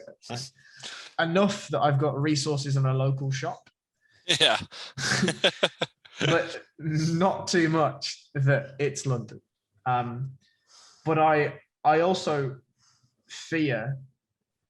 I fear if I was in that remote location in Alaska, that I would be nothing but myself and my thoughts. And to me specifically, that's a scary prospect. That's interesting that you find that a scary prospect. You're not like a meditator then? I mean, it depends what you mean by meditation, I suppose. Yeah, I mean, wow, like meditation is like being sat being alone with your thoughts, right? That's kind of even though you're wistfully letting them go away. So I find that I'm consumed by thought 24 hours of the day. But it's important for me, and I enjoy it, right? That's something that I quite enjoy about my brain and myself, is that I think a lot about a lot of things, or at the moment just AI and the extinction of the human race, and then sometimes grappling. But do you see your thoughts as you, or do you kind of see them as like an outsider? Like, absolutely. I have a strange analogy, but do you know the Foo Fighters? Yes. Yeah. Right. Did you ever watch the video for The Pretender? Oh, maybe. I'm not sure. So for people that haven't watched the video for The Pretender, essentially the video starts and everything's black, right? Then there is a white, it's a room, right? But what they've basically done is they've got some white flooring, and they've drawn a big line of white flooring and then up into a white wall, but everything to the side of it is black, right? When I think about things, I think like that. The thoughts, I am the black, and the thoughts are in this white box, right? So very rarely do I attach what I determine myself to be to those thoughts. However, I mean, of course, there are some things that I think about that pertain to myself. So I do have to integrate myself at some time. But when I'm thinking about things as deeply as I can, I definitely try to take myself outside of those things. So do you think your how do I put this? Your thoughts, do you think you have, or you should, so I had this little battle in my head when I was younger and kind of the staunch atheist grumpy person. I had this kind of, you can think whatever you want to think, your thoughts are in your own head, right? So you can think something fucked up, you can think something rude, whatever. And then the religious people have certain religions, they have this like kind of, you should feel guilty about certain thoughts. And I used to think that was ridiculous. It's like, your head is your own sanctuary. Why would you be told you can or can't think of something in here? But kind of as I've got older, I thought maybe there's something to that in terms of you should be regulating your thoughts, even be like, no, I'm not happy to think about that or think about it that way. So I disagree. Maybe it's because I am still in sort of the era of free thought or whatever, but I feel like, I mean, almost slightly relaying on the point that we've just talked about, I feel like the last thing that we have, almost the last garrison that we have of something that is sacred and personal to ourselves, is freedom of thought, right? Like, we are surveyed, if we take London, for instance, it's not silly to say that you can't walk anywhere without being caught on a CCTV camera. It's very difficult for us to go anywhere without being traced in some fashion. So without going all 1984 about this, I feel like your ability to express the deepest, darkest, most wretched thoughts in your mind, you shouldn't have any control over, or shouldn't be controlled over. And I'll back that up with a question. If you controlled what you are thinking, and you put some things on the banned list and some things on the good list, how would you determine if something is truly good? Oh, well, that becomes like the moral argument again. But my broader point about the thoughts was I was completely where you are. Like, I'm like, this is the inside of my head is freedom. Like, I should be able to think whatever I want. But so they did that experiment, the famous one where they got two teams of basketball players to practice free throws, right? One thinks about it and the other does the physical action, right? And the people that just effectively thought about it in their heads improved dramatically, right? Just by running the thought pattern. And there's this theory that your brain struggles to tell the difference between your thoughts and the actual reality you're living, right? So like the physically it's sending the signals to your muscles even, right? They're not physically moving, but so let's say I see a hot woman and in my head I'm thinking I'd like to fuck her, right? I'd like to bend her over and pull her hair and do whatever, right? I got this like awesome scenario going in my head and it's making my bus journey way more fun, right? Sure. Now, my brain is effectively, if this is true, is not really seeing the difference between the fantasy and the reality, right? There's obviously a big difference, but like not seeing the difference. Now, what I'm saying to my brain is, it's actually okay, right, to run this through. And then I think maybe you're then more likely to do it in reality. Whereas I might go, oh, I see the hot woman. I'm like, oh, I wonder what it'd be like to fuck her, and go, I don't want to think about that. What's going on out the window, and do that instead, and like stop that routine running in my head because I'm worried about the long-term effects of running it. You wouldn't be able to make that moral obligatory decision if you didn't have the thought in the first place. Yeah, that's true. Yeah. So if you're just saying, I'm going to, I understand this is a very specific and explicit thought that we're playing with. But, or like hurt someone, right? Hit them or something. I don't know. But still, like the point still stands, right? If you weren't able to have that initial thought, you wouldn't have the counter conversation in order to determine that is either correct to your moral set of rules or incorrect to that moral set of rules, which is where I kind of think that all thoughts should be freedom. However, I think it's probably really important at the moment that we sort of, what you've touched on and what I've assumed, however it's not been explicitly said, is that there is an overarching controller to your thoughts, and that's what, I don't know what you determine that to be. However, I determine that to be something like morality, right? Yeah. And that's what I determine myself to be. Jesus, that sounds a bit fucking arrogant, doesn't it? Jesus, I am morality. Is the moral, yeah. I am morality, lads. Oh, you're the observer, right? Right. I'm all right. Let me make this a little bit more, self-denigrating. I'm the fat controller in the Thomas the Tank Engine episode, right? Yeah. Quite literally, right? But like I feel like, the better analogy is a firewall, right? So a firewall either lets traffic in or it doesn't. Very simple. The traffic is the thoughts, and the traffic, I choose what flows freely through the other side, but I shouldn't stop anything being able to attempt to access the inside. Yeah, I agree. Well, you can't really, right? That's the monkey brain. Like, well, the initial access is that's hard to. The church will tell you that you can. well, they just make you feel guilty, so you keep coming. That's the trick. Quite literally. Yeah. Yeah. No, that's obviously a joke, but yeah, I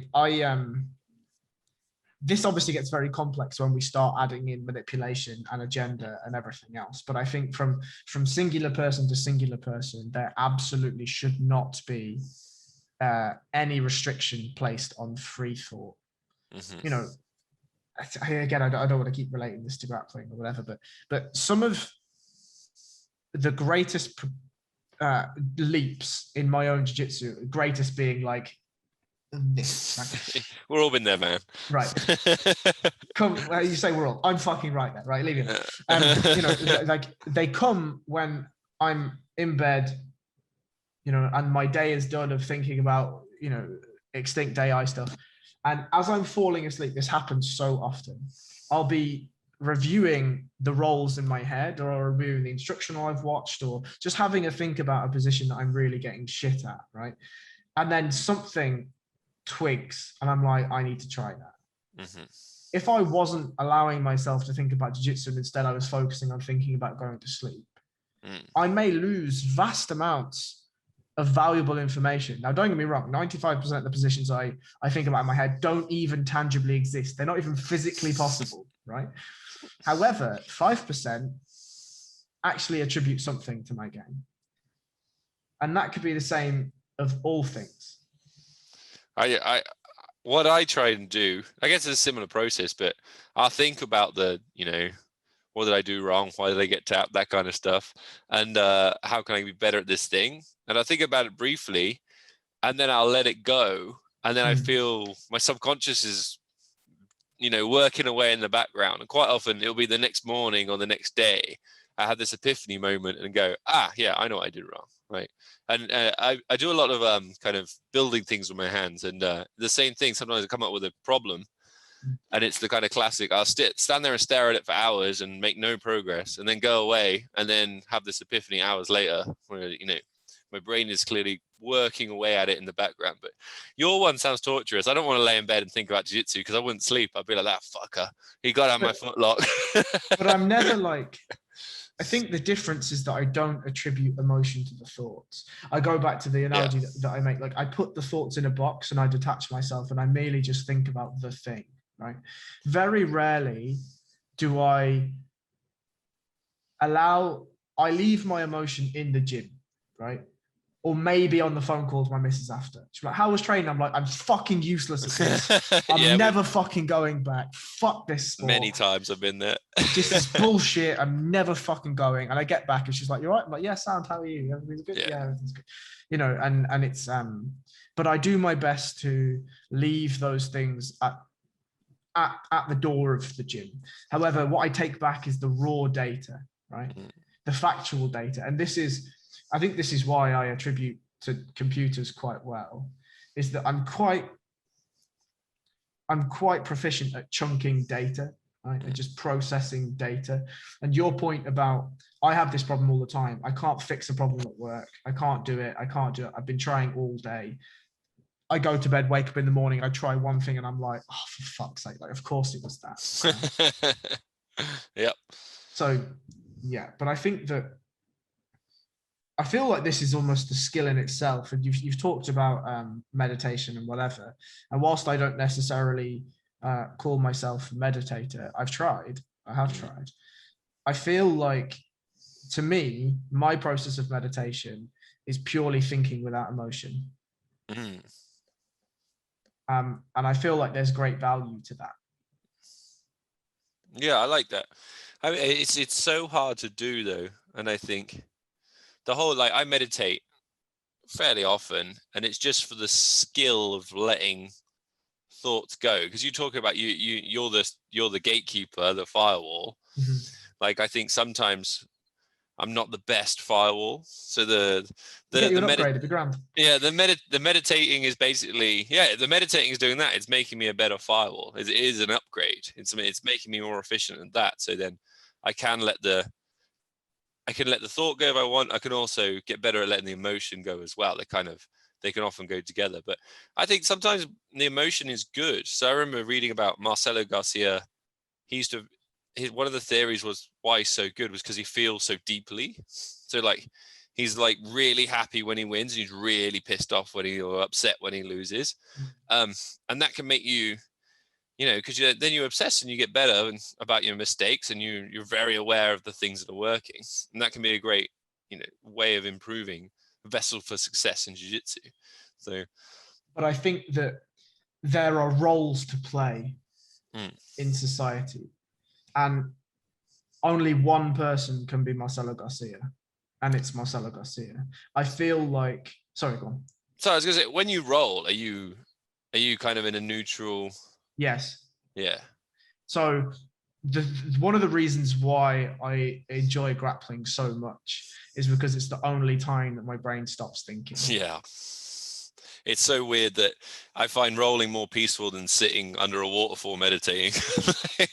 Because I'm like, and it's, I'm sure how long have you been doing jiu-jitsu?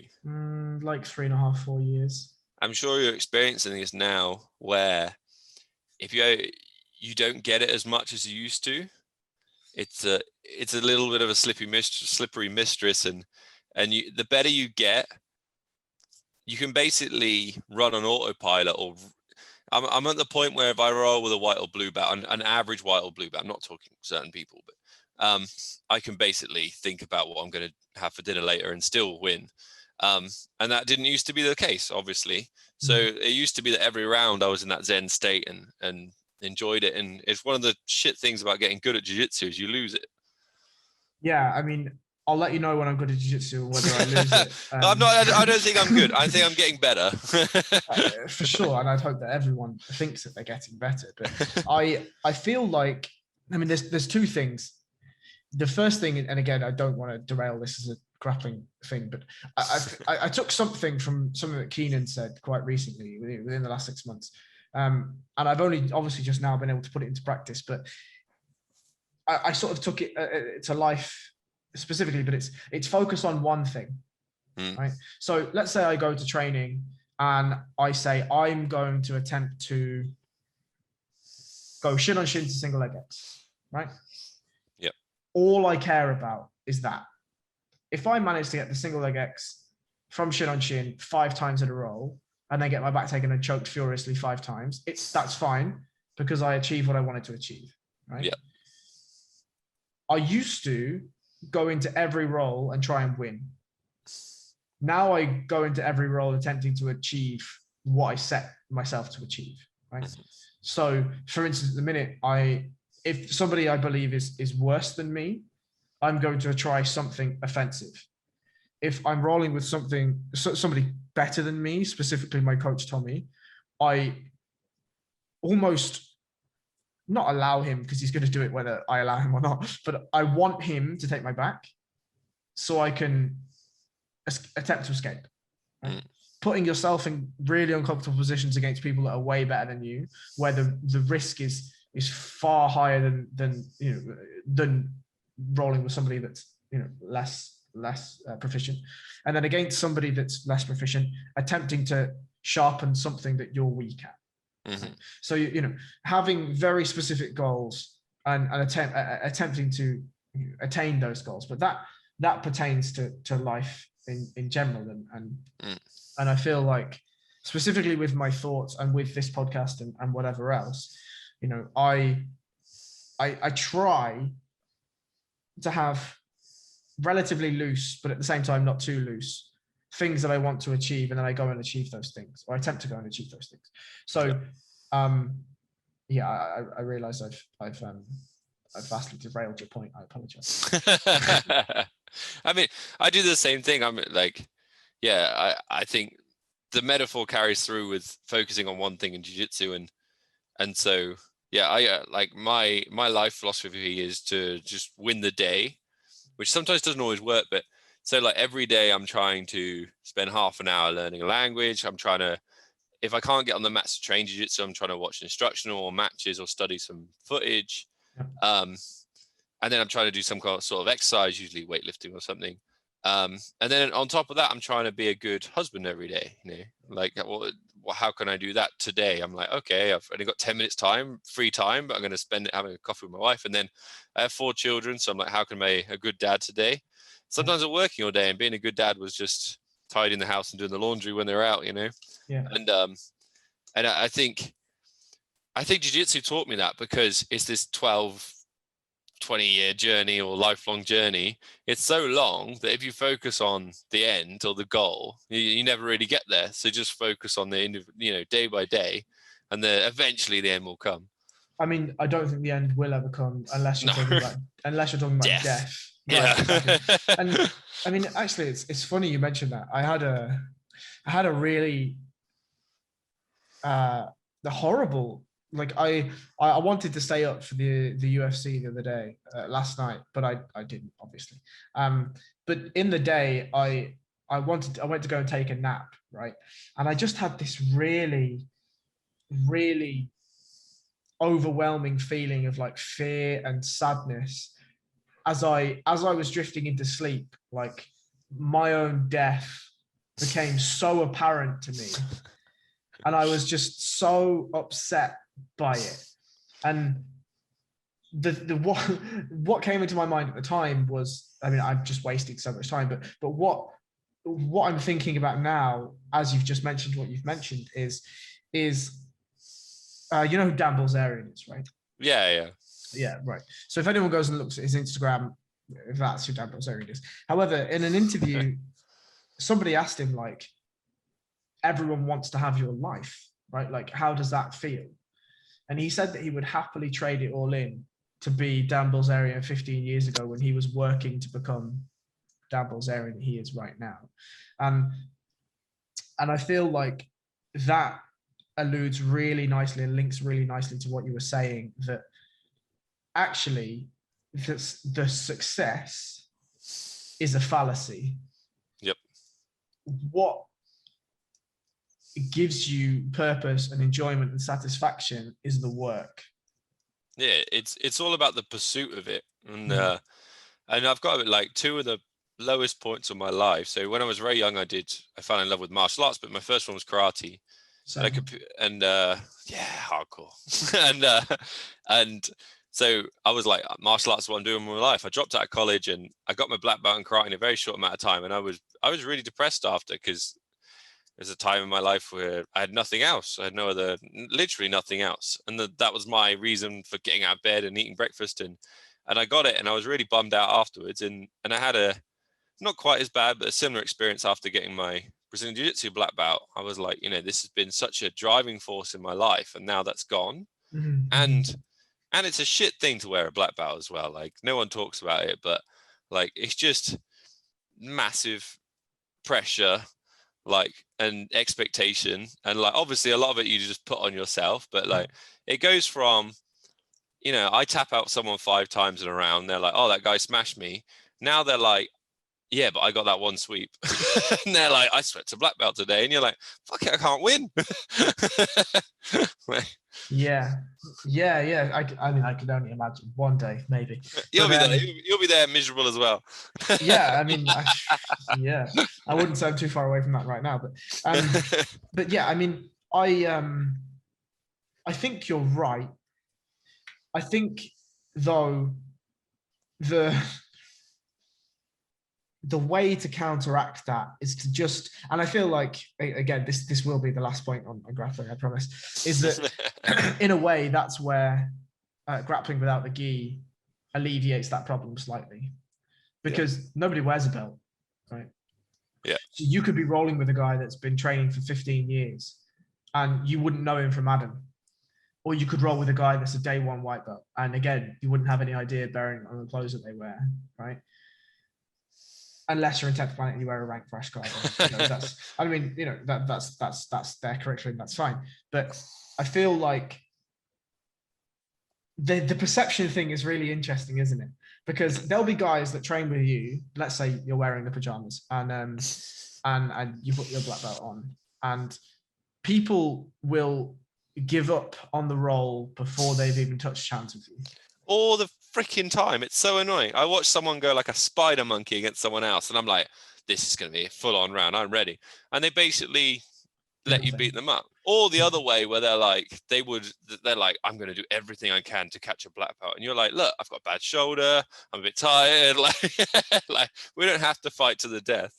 But it's bizarre, because I'm immensely proud to be a Roger Gracie black belt, and like black belt under one of the best guys to ever do it.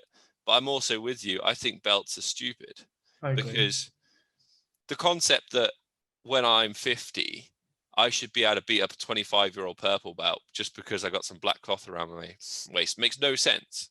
And I think it's a reason that a lot of the older guys fall out of the sport. And it's also a reason a lot of the young guys don't carry on with it, because they're like, oh, I didn't get the belt, but he did. And they're so goal driven. You know, when you're 18 or 20 and you've got to wait 3 years for your purple belt or blue belt or whatever, all of a sudden it seems like forever, and they quit and go and do something else. And if we could, and you should just do it because it's fun. It's just a great thing to do.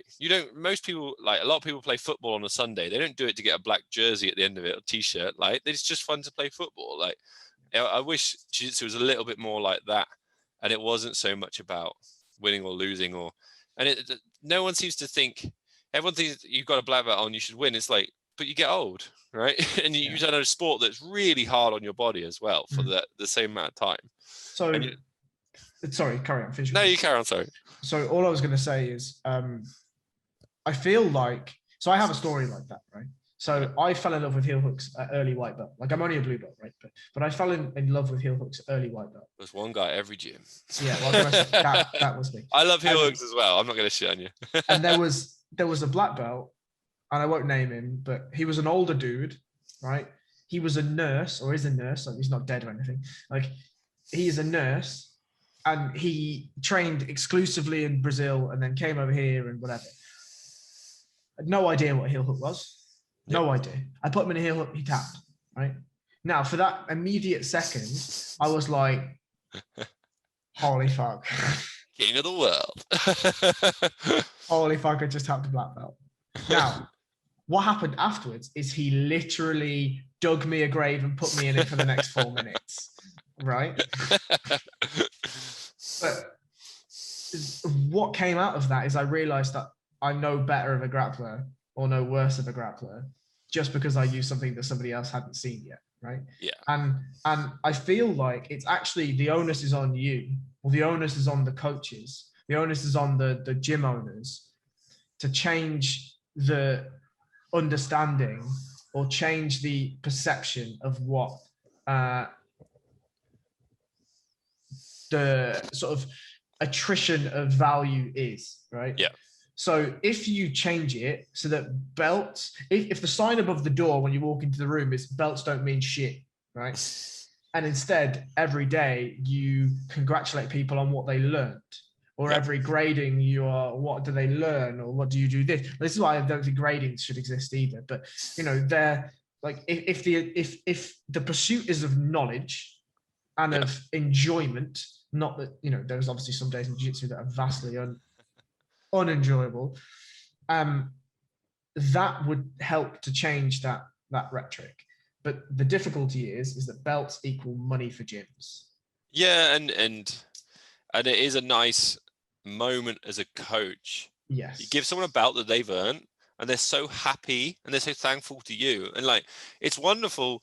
Like, I don't charge for gradings, but I know people that do. So essentially they're like, right, I got 30 quid. This person loves me. They're hugging me. They're telling me on the grass. Like, it's like a great moment as a coach. And it's very satisfying giving a belt. But I got a story so similar to yours. I had a blue belt come to my gi class, right? But he's visiting the area. So he turns up at the door. Can I join in the class? Of course, man. Like, join in. Don't have to pay anything. Just rock up, train.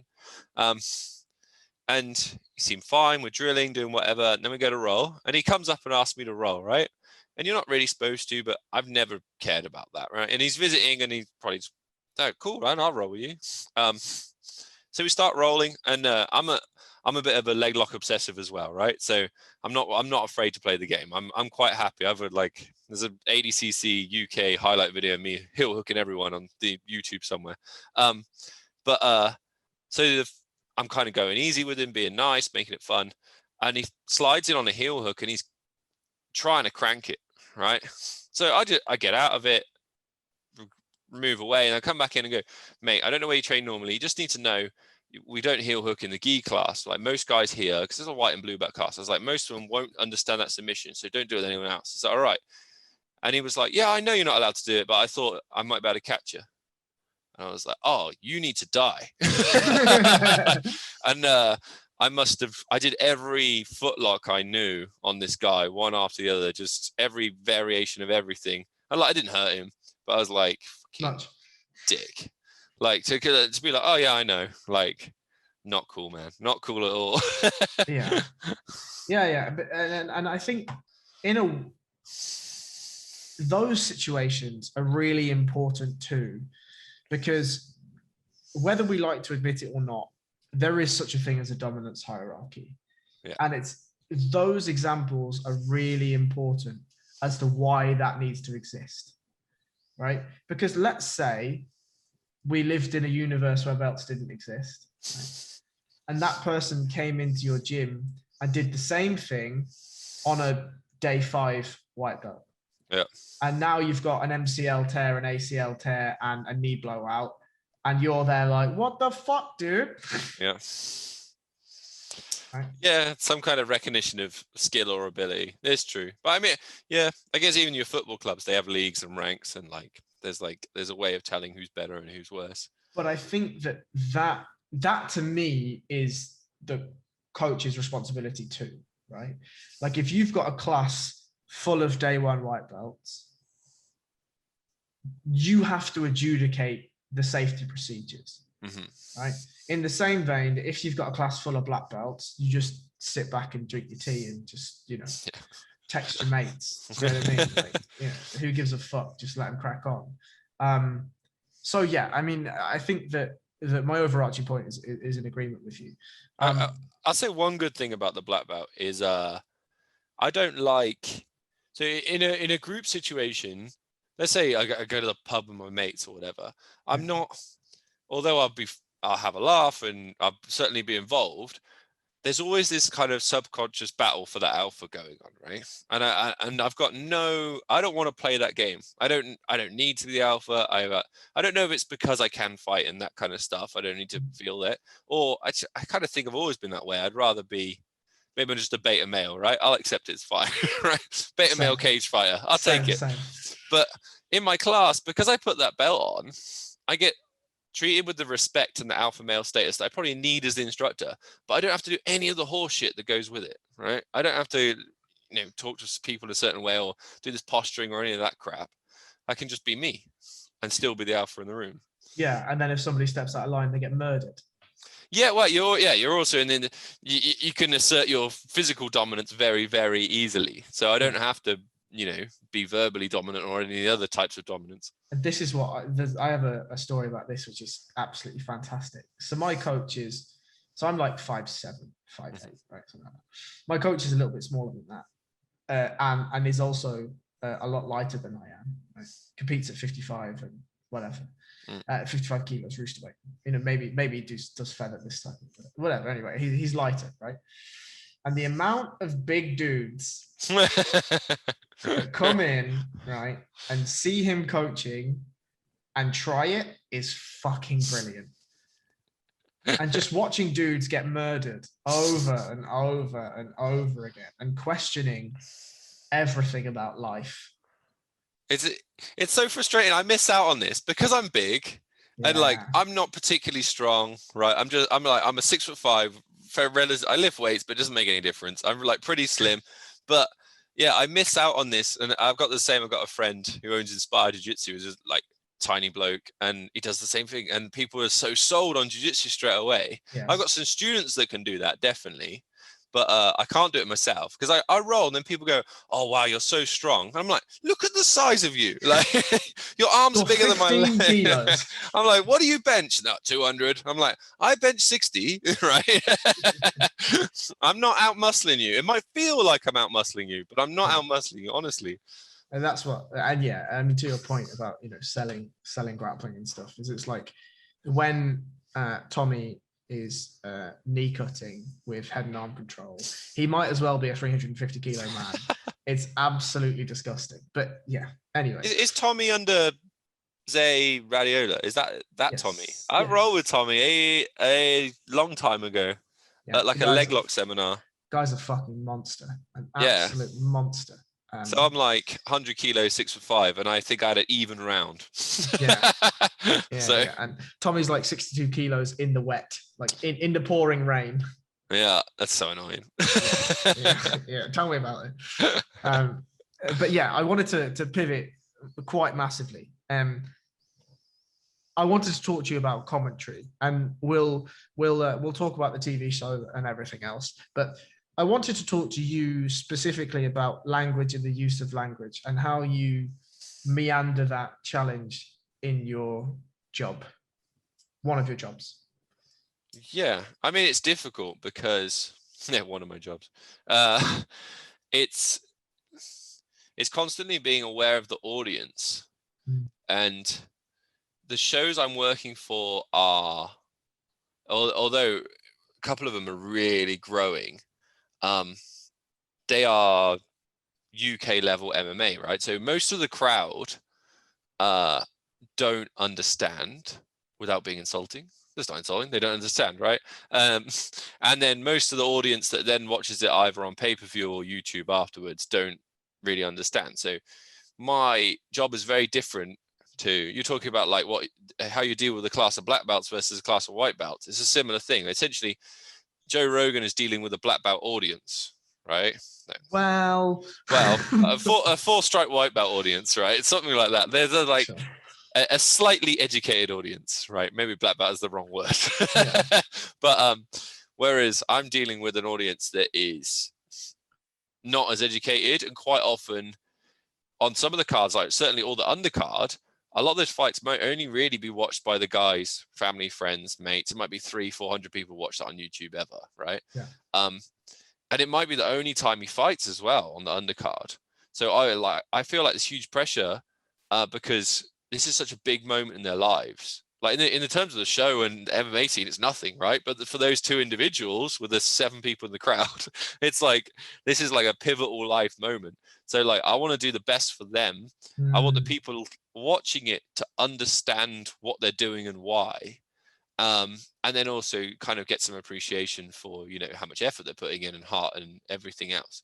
And it's balancing those things out and keeping it entertaining and interesting. Because if let's say half guard on the floor, right? So the guy's on top for 2 minutes, right? And not a lot is happening. That could be perceived as incredibly boring, right? Probably is incredibly boring, right?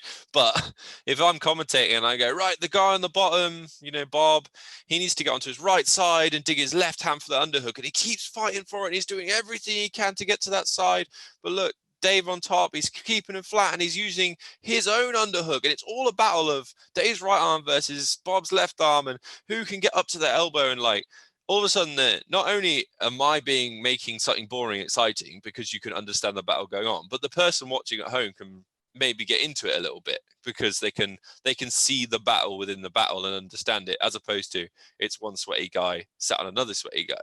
And I think that's what most commentators miss, because they understand it. There's this assumption that everyone else understands it. We call you Chris Dominic Cruz Fensom from now on. I don't want. He's an arsehole, right? He's really good. He's a great commentator, great fighter. He really is. Comes across as a bit of an arse, but yeah, like that's what I'm trying to do with commentary, and then really honor the fighters. I try, and even if someone gets KO'd in 5 seconds, I try and find. I might start waffling on about, you know, the heart it takes to get in there and do that, especially as, you know, as pros, the heart to get in, you're getting 100 grand or whatever. It's not really much heart, but if you're fighting on the undercard in Birmingham in front of 7, no, there's heart there, but often it's their only option at that point, right? Whereas, as you know, there was a guy that fought on a show that was a paramedic, and he trained his ass off for a fight, and he got KO'd pretty quick. And I was like, look, this guy, he's been on call, he's been come off night shifts, got to the gym. Like, even though this wasn't the result he wanted, you got to give him respect for it. So yeah, that's kind of the brief synopsis of my approach to commentating. Yeah, I love it because I fucking hate Joe Rogan's commentary, to be honest. But, Why? Okay, honestly, I don't like it because, one, he doesn't know the rules of MMA. Right? Yeah, So that's really annoying. Terrible bias as well. And that's my second point. Right? Yeah. My third point as well is that he seems to think that MMA is what MMA was 10 years ago. Yeah. Right. And that to me is really, really upsetting, because you have guys like Dom Cruz or Dan Hardy or Paul Felder, or, you know, name any of the new crop that actually understand the rules, right? but also have an understanding of what current MMA really is about at the highest levels. Anyway, you know, you may not see a Valentina Shevchenko-esque performance at an undercard in Birmingham, right? But you also wouldn't expect to. So for that reason, I also dislike DC, because to me, and this was the point that Dom made that I thought was absolutely fantastic on one of the broadcasts, or one off the broadcast, whatever it was he says, I don't make jokes on commentary because I know what it's like to be in there, right? And I want to tell the story of what it's like to be in there. And obviously there's a fine line, right? You can't just be an utter stoic because the audience isn't going to like it. I was going to say, I think I make the occasional jokes because but occasional jokes I think is absolutely fine. Yeah. However, 7 hours of jokes when it's something as serious as fighting, like let's take Usman Masvidal, right, for instance, or even like Weidman's Uriah Hall, right? Like those are extremely serious moments. You know what I mean? Like another man has potentially had his career ended, right, in Chris Weidman. And for Jorge Masvidal, he's got 2 kids that have just watched him get brutally knocked out on live TV in front of millions of people. And what people forget, I think, as the audience, is we're so quick to celebrate the winners. I actually wrote an article about this for Calvin Kattar and Max Holloway, right? Is we are so quick to celebrate Max Holloway, and we should. However, people forget the months that come after for people like Calvin Kattar, people like Jorge Masvidal. And don't get me wrong, Jorge flew on a private jet and rolled around in a Rolls Royce. That's cool. The head trauma doesn't buy you a Rolls Royce, right? He probably This is proof you're getting older. I think I see it in my own class. The 20-year-olds are like, yeah, look at this. Like they're watching Ultimate Knockouts and like, they're very disconnected from it. And it was one of the things where I stopped fighting, where I was like, I couldn't disconnect from the violence anymore. And it's a conversation I have with all my own students if they want to do MMA, and they go, you know, we have that conversation when they go, can you get me a fight? What should I do? I always go, look, the reality is if you walk down the street tomorrow and you snapped your leg or got knocked out, tripped over, hit your head, everyone's going to run and feel sad and want to help you. And right, that's a nice thing. It's a nice society we live in. I was like, if you do it in that cage, everyone's going to cheer and like buy more beer, right? I was like, it's the most fucked up place on earth, right? It's like in one of my fights, I broke someone's arm. He didn't tap out. And I heard in the I yanked on it, and people cheered, and it just, I hated it. Like I lost the joy of winning, and I was like, this is what a crazy situation to be in. And it's the same thing that you're talking about with like, last night's UFC. You have to have a degree of, what's the word, like reverence or something for the fighters. But then commentators' job is for the crowd more than anyone else, and for the pay-per-view at home. And if essentially kind of making the pay-per-view people care more about the fighters would be like making the Romans care more about the Christians. Maybe it's not the move. I mean, maybe. However, I feel like at the root of it, we should do both. Right. I think that the route to success, whatever that is, in life is leading down the middle, right? Having balance in both things. And for me specifically, like, don't get me wrong, when I saw Rose land that head kick on Wei Li, I literally jumped out of my seat and celebrated. Right? Because 1, Rose is my favorite fighter, and 2, because I was just in awe of 1, the technique, the setups, the platform, the drama, everything, absolutely incredible. However, even in myself, and you saw it in Rose as well, she turned away, she jumped up, she screamed, she cried, and then she looked at Wei Li like, is she okay? Right? And I felt the same thing. Same with Jorge, right? Like, as soon as that punch connected, I was like, oh no. Like, that's bad. But in the same vein, this is why MMA is such an addictive sport, is because you have these moments where you feel everything. You feel jubilation and awe at this fantastic showing of technique and skill, but you also feel this, I mean, should feel this, some real like guilt and sadness that you've just, you know, if this was in the street, Usman could have carried on until Jorge died, right? Like there's nothing stopping that. It just so happens that we have some referees that sometimes stop the fights at the right time. I think the thing with Rose and Wei Li, I saw some articles that were saying it was racism and the crowd were booing her and whatever, but I think it was more the visual. I think she's obviously very muscular. It's very David versus Goliath. And you have an American good-looking girl who's a lot more petite fighting more muscular, you know, not non-American. It's like the crowd's probably going to go one way. And I think I had a similar reaction to you, and I'm a big Rose fan, but I think maybe part of that was just the visual appearance of the two fighters. It's like, you know, I mean, technique winning out is always quite satisfying. Yeah, and I think that this isn't to say that Wei Li isn't technical. I mean, she's obviously a master technician. Oh yeah. I think for me, what I would like to believe and like to assume is that actually people had bought into the Rose story, right? Yeah. The story arc is one that's absolutely fantastic. You know, she battles her way through not really being an MMA fighter at all in Invicta, just knowing really cool flying submissions, getting them to work, and then all of a sudden blossoming, pardon the pun, into this fantastic clinician of a fighter that's able to put one of the greatest fighters in her weight class of all time out that we've never seen before. And she's clearly conflicted about the violence and doing it as well. This is so why, lovable. You know, this is why I think that I specifically am drawn to Rose so much, is because it feels like she wants to run away from this all of the time. Like even she has that mantra that she speaks, it's different every time, but she speaks it to herself in the cage, almost as in like, don't run away, don't jump over the fence and run away, don't do it, we're here.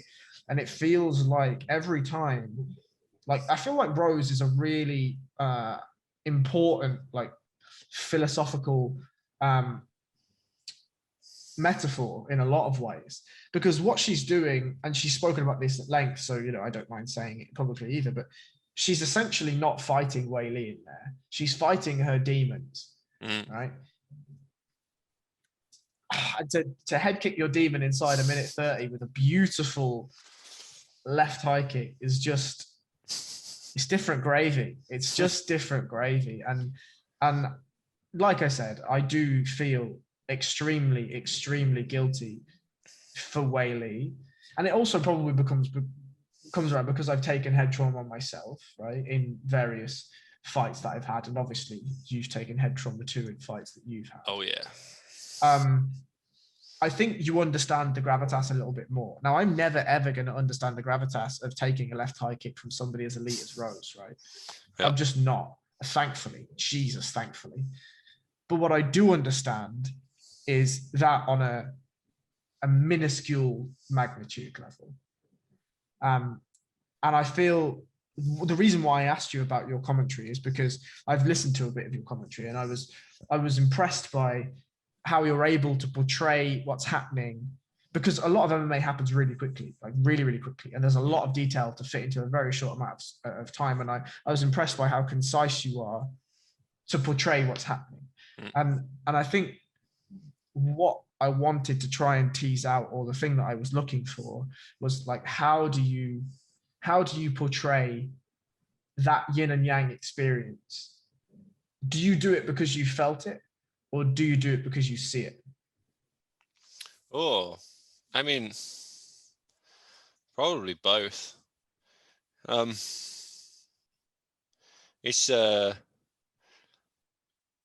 it's just so hard because it does feel a little bit like blood money or something sometimes. It's like, and these shows I work for, we often have the same few fighters come through and fight again and again and again. And that can be amazing because you can see them. Someone like Jordan Vucenic, I've commentated on loads of his fights, right? And oh my God, what a fighter. Watched him improve and now become a champion. And like, I've got to be on that journey and have a little glimpses of it and be in a great seat for some of it. And that's amazing. But then I've also seen guys that have just come back and got smashed, and they're clearly deluded. They're the fighting equivalent of the X Factor contestant that thinks they can sing, right? And so there's certain promotions I won't work for that have asked me to work for them. And there's certain things I don't like doing, the kind of 6 weeks to the cage kind of crap, those white collary things that they kind of pretend are for charity, but the show makes loads of money out of. I pretty much say no to all of those because I'm like, if you can't give this sport the respect it deserves, like it's just bad outcomes. But yeah, it's something in my own career as a fighter I had to battle with, the morality and the kind of darkness of and inside myself, and knowing that I can, if I choose to, I can hurt someone. And that's quite because often people get in fights, but it's the heat of the moment, right? And it's the emotional outburst or the intoxicated or whatever else, right? But you go into MMA fight, you're perfectly sober, and I go, unless you're Nate Diaz, but and I'm physically trying to hurt someone, and and it's hard balancing that darkness in me because I feel like hopefully I'm a good person and a good example to my children and things like that. But I have this little demon inside me that can choose to and will clinically hurt you if I have to. and I guess there's the classic thing that you need that because you're not really peaceful if you don't have that. You're just weak, right? The rabbit is not more moral than the fox, right? He just has no options, right? The rabbit is not necessarily peaceful, but if you can and you don't, then you're actually peaceful. Yeah, I mean, I think the rabbit is not peaceful upwards. Yeah. The rabbit is entirely peaceful in the eyes of the ant. Yeah. And yeah, I think that's a really important point too. I mean, again, to quote the hatred quotes, it's better to be a warrior in a garden than a garden in a war, right? A garden in a war. I think that Dan said that one as well, but it's true. Like it holds weight because, you've obviously spent a lot of time around fighters, and I've met a few fighters, like UFC fighters and whatever, and I've been fortunate enough to train in the same gym as a lot of them, and a lot of them are absolute sweethearts, right? Yep. Really kind, really courteous, really nice people. And then you watch them in a cage and they smash somebody's chin off, and it's, as you say, it's the knowing of the darkness, right? It's the Carl Jung. It's impossible to appreciate and understand the quality of the light if you aren't able to delve into the equality of the darkness, right? And I think it's important to understand that is in you, right? As a man, as a person, as a female, whoever, right? Knowing the capability, and this kind of relates to our freedom of thought thing, knowing the capability of ourself, knowing the extremity that we can achieve both positively and negatively, I think only makes us a more whole person, right? Do you know, does it ever get you, there's like a degree of fear of someone pushing you, right? Let's say someone hurt my children, and I'm a weak accountant, and like I'd swing at them, but I'm not capable of doing anything anyway, right? But then that's the other me. Let's say someone actually hurt my children, right? Yeah. And I was like, right, I'm going to kill you, right? Yeah. It's like, I don't need a weapon. I don't need anything. I'm going to do it. Probably won't break a sweat, completely effortlessly, right? If you're anything but a pretty high grade grappler, right? Yeah. Even if I'm going to hit you, I'm going to hurt you. There's almost that fear that goes with that. The thing about Americans with guns is the thing. Yeah. So my uncle was like, when I was very young, it's completely together and had shotguns go hunting and whatever. And one day he has an argument with his wife and has like a psychotic breakdown and he starts swinging a gun around, right? Nothing happens. The gun's taken away, but he has this break and it could have been way worse. Obviously, people do that, right? And then I almost have this fear of the darkness in me being like, but if someone pushes me to that point where I do go, like, I'm actually quite capable of quite horrible violence. As are you, like, I once had this dream where someone had, this is a horrible thought, but someone had like sexually assaulted my like 5-year-old daughter. I think I'd read everyone dies. Everyone dies. Yeah. Well, it's funny, in the dream I didn't kill the guy, but I read this story of a American that had gone to court because he beat their life, or killed someone that he'd walked in and they were abusing his daughter. And I had a dream that I'd walked in and someone was abusing my daughter. And I systematically in the dream broke every joint in the guy's body, right? I'm like wrist lock, arm bar, right? Twisters. Wrist lock, masochist. I know. Heel hooks both ways, blah, blah, blah, like knee bars, blah, everything. And like a twister, everything, right? Banana split. And like a really vivid dream. I like woke up sweating. And I was like, oh my God, that's not actually beyond the realms of possibility, right? Yeah, so like that's quite the darkness. Is it? To me, and I actually had a recurring dream around the time that we went to war, the war on terror, right? I was about, I don't know, 9, maybe 10, something like that. And I used to be, I was so scared I wouldn't watch the news because I was convinced it was the end of humanity, right? Yeah. And I would have this recurring dream that people would break into my house and rape my sister and my mother and kill them, right? Now, I was 8, right? A fat, chubby 8-year-old with glasses that had just started crying, right? So I knew like head kicks. I knew how to throw a front kick, and that was it. Right? So I was front kicking every fucker. Right? Everyone was getting it. But now, now that I'm a little bit older and know a sidekick too, I feel like you say, I think that there are extremities, right? But to me, there is always action and reaction. And we talk about morally right and morally wrong, right? Now, I'm not sure that an eye for an eye does always make us blind, but it probably does. However, I feel like when you say, oh, you're fearful of the darkness in you, actually, it feels like there's been an encapsulation of darkness. If I walk into the room, I don't have a daughter. So if I walk into a room and somebody is sexually abusing my missus, and I mean, good luck to them because she's fucking harder than I am. I think it would be very difficult for me not to hurt them beyond repair. I do think it would be very difficult for me to not hurt them beyond repair. Because it feels like you've walked into darkness, right? So, I mean, I would hope that I'd be able to restrain that person and not do irreparable damage.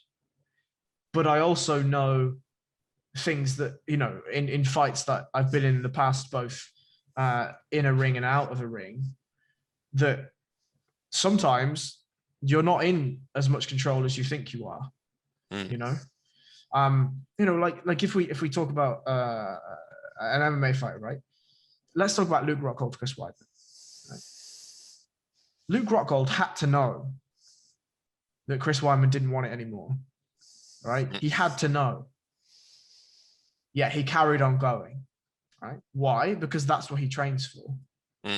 Now, if let's just say you'd finished eradicating this person's joints, right? And you wanted to finish it with a rear naked, right? And you grab hold of this dude's neck, and he's not going to tap because his arms don't work, right? Right? If you're expecting a tap and it doesn't come, you're just going to keep squeezing.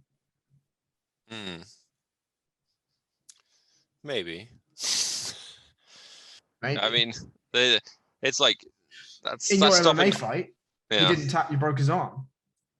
Yeah, but I mean, even in that I was literally shouting at him. I'm like, Yeah, I down, know. But he also hadn't sexually abused your daughter. Yeah. This is very true.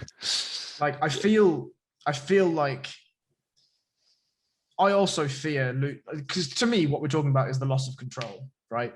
Essentially, we're talking about us being enveloped by darkness and not being able to be the light inside said darkness.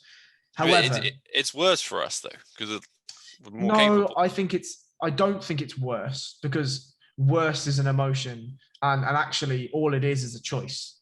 Because somebody could come in and sexually abuse your daughter, and it turns out that it's Israel Adesanya, right? If it's Israel Adesanya, it's going to be a lot more difficult to kill him. Yeah, he's not good with grapplers. I'll be right. I mean, and also, you know, you'd expect that if you come in and that level of rage hits you, I mean, most men are getting fucked. Do you know what I mean? Like, regardless. Yeah. But if you were even against, I don't know, Jesus, I feel so terrible saying this, but imagine you walk in, it's Damian Maia. Right? Yeah, all right, yeah, I got it. Right, like it's gonna be tough, but that's out of your control. You have no idea what this man knows or doesn't know. Yeah, or if they're armed or whatever. Yeah, exactly. Yeah. Anything could be the case, and I always used to think of this, because we used to have this conversation in philosophy when we were at school. And, you know, the answer was, oh, you come in and your parents are tied up and there's somebody holding them at gunpoint. And I'm like, I do my best to kill everyone in the room. Yep. I just do. Like, I mean, in my head, I do anyway. It could come to the situation and I just get shot. Like, and I'm like, oh, shit. Like, but I feel like the darkness wouldn't be there if it didn't serve a purpose. And just because you attribute to the darkness, or what you determine to be the darkness, by being essentially a highly trained weapon, right? To me, it actually benefits both sides, right?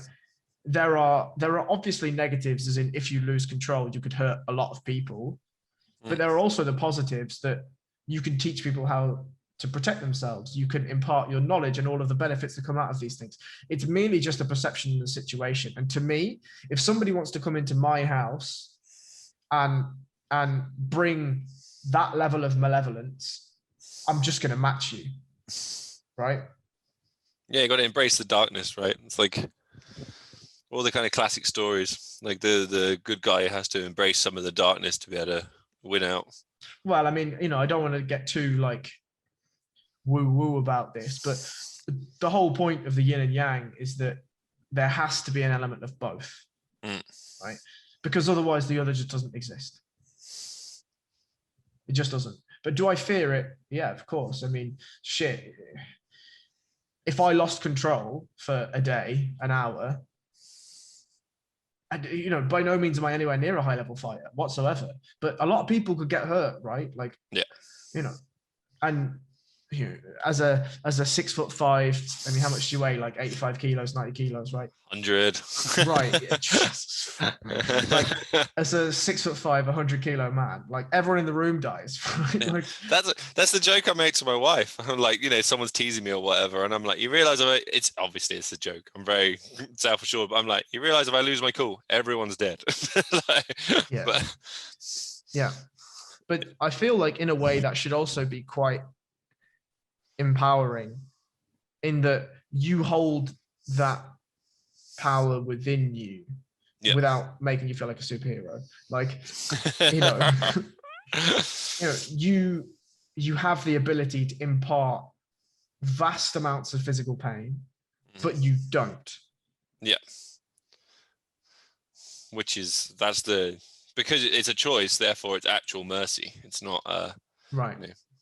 And I feel like, and it is the kind of classic, you know, I've had people be aggressive to me and I've been able to walk away every time, but I walk away as an act of merciful, and I'm like, oh, you know, that guy doesn't realize that it was playing with a bomb right there.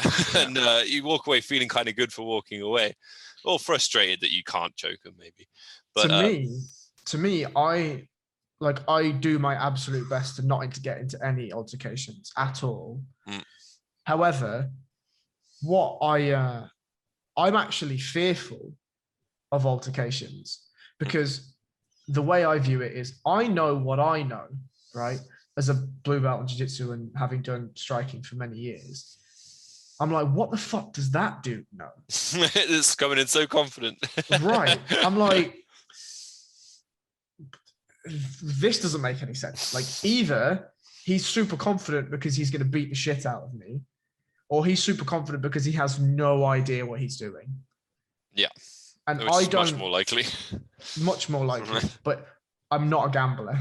Yeah, it's true. I always feel like a couple of situations I've been in, there's one where the guy's marching at me from quite far away. And I wanted to be like, is it wrong to be like, wait, before you do this, just Google me. Like, just go on YouTube. You'll see me win cage fights, winning belts, and like maybe you'll reconsider this position, and like we could just talk this out. That's all I want to do is talk it out. Like it didn't come to that. But I was like, it's the whole like classic, like they used to say you had to tell someone if you're a karate black belt or whatever, or like to defend. And I'm like, maybe that's actually a pretty good move. You're like, look, before we continue with this, just need to let you know, like this is not going to go well. Almost certainly it would make the situation worse. Yeah, because it was like a threat to the threat to the manhood or whatever. Yeah, we had this bullshit when I was did karate. I had to have a license with my name in it, right? Oh yeah. Like an 8-year-old guy that couldn't see in front of his own face, right? Had to have a fucking license for being dangerous. Like, Jesus. But yeah. I realize I've taken 2 hours and 20 minutes of your time. So it's good. Obviously, I'm not that boring, which is good. Look, I mean, I've actually had a fantastic time. Oh, thank you. I was really, really excited for this actually. When I heard you on Dan's podcast, and shout out the Fisticuffs podcast, maybe this is the last subject before we plug the show, because I don't want you to forget and get told off. Like, I feel like just maybe this is sort of a touch on the evolution of social interaction. Like, I heard you have a conversation with Dan, and I felt a natural affinity towards you, like a natural drawing towards you. That fuck, we didn't even talk about luck. Maybe we'll do that next time. But by the way, luck doesn't exist. Like, I felt like, oh, this guy's a really interesting guy. I'd like to have a conversation with him. Like, he holds conversation well, and he's obviously quite knowledgeable and quite well thought about some points and this and that and the next thing. And then when you agreed to do it, I was like, oh yeah, like I feel really good about this one. And look, 2 hours and a half has flown by, really. And frankly, we could talk on, but it's nearly 11 and you've got kids and a wife, and yeah, but before we plug the show, I just want to thank you personally, like we did at the start of the conversation. You know, you asked me about why, you know, what have I taken from episodes of this podcast, and I just echo my gratitude. You know, you didn't have to give me 2 hours and 23 minutes of your life, or 2 hours and 39 minutes as it actually is, but you did, right? And it felt like you were present for the conversation. I really enjoyed it, and this is essentially why I do the podcast. I do the podcast to have conversations like this, so I thank you very much. Oh, well, thank you, man. And when Dad told me about your podcast and I gave it a little listen, basically, if it was just another fighting podcast, I'd have said no. Sure. And the fact it's a little bit different, and it's such a, like, I think I'm qualified in that. So when someone asks me to talk about that, it's not particularly a compliment. Well, I guess it is a compliment, but it's a compliment maybe that I expect. But to be asked to come on here, and then we touched on jiu-jitsu, but kind of in a more, what's the word, like ephemeral way, which is more of a fun way of talking about it anyway. So yeah, huge thank you to you. And I'm a fan of your podcast now as well. It's good. It's a good listen. That's very, very kind of you. Thank you. I mean, I had there is sort of a misconception that this is a jiu-jitsu based podcast, and it absolutely isn't that. This is literally just, as I said at the start, it's a selfish endeavor for me to try and make people believe that we're going to turn into AI. And the more people I can have that conversation with, the better. But yeah, as I said, I'm very, very grateful. But before you go, please, can you plug the TV show? No one's listening at this point. But yeah, we have a ballerina TV show. So it's ballerina TV. It's on Sporty Stuff. It's currently which is on Sky and Freesat. It's currently on every Saturday night at a time. 10. I mean, it's good that it's on at a time. It's a bit weird if you watch your own show. Like I watch like the pre-release one, so I do watch them all. But yeah, I think it's 10 o'clock or 10:30 on a Saturday night. So please check it out. And then the ones we've done are kind of some of the best fights from the shows we've already from the back catalogue. And it's building towards our future shows. We're going to have a full Sky TV crew, me and Steve doing the intros and interviews backstage, chatting with the fighters, getting a bit more than you'd see on a normal MMA show, hopefully, like even showing some of the kind of medicals and rules meetings and that kind of thing. And so like a normal battle arena show, it has like 20 or 25 fights. There's a lot of fights. Yeah, man. So they're going to turn that into 3 or 4 TV shows. Awesome. You'll be able to watch it live as well on pay-per-view, but if you want the fully produced one, it'll be like a weekly series on Sky. And that's like super out of my comfort zone to be in front of a camera and do that. But I love it, man. It's cool. It's went to go to Manchester to like the Sky TV studios.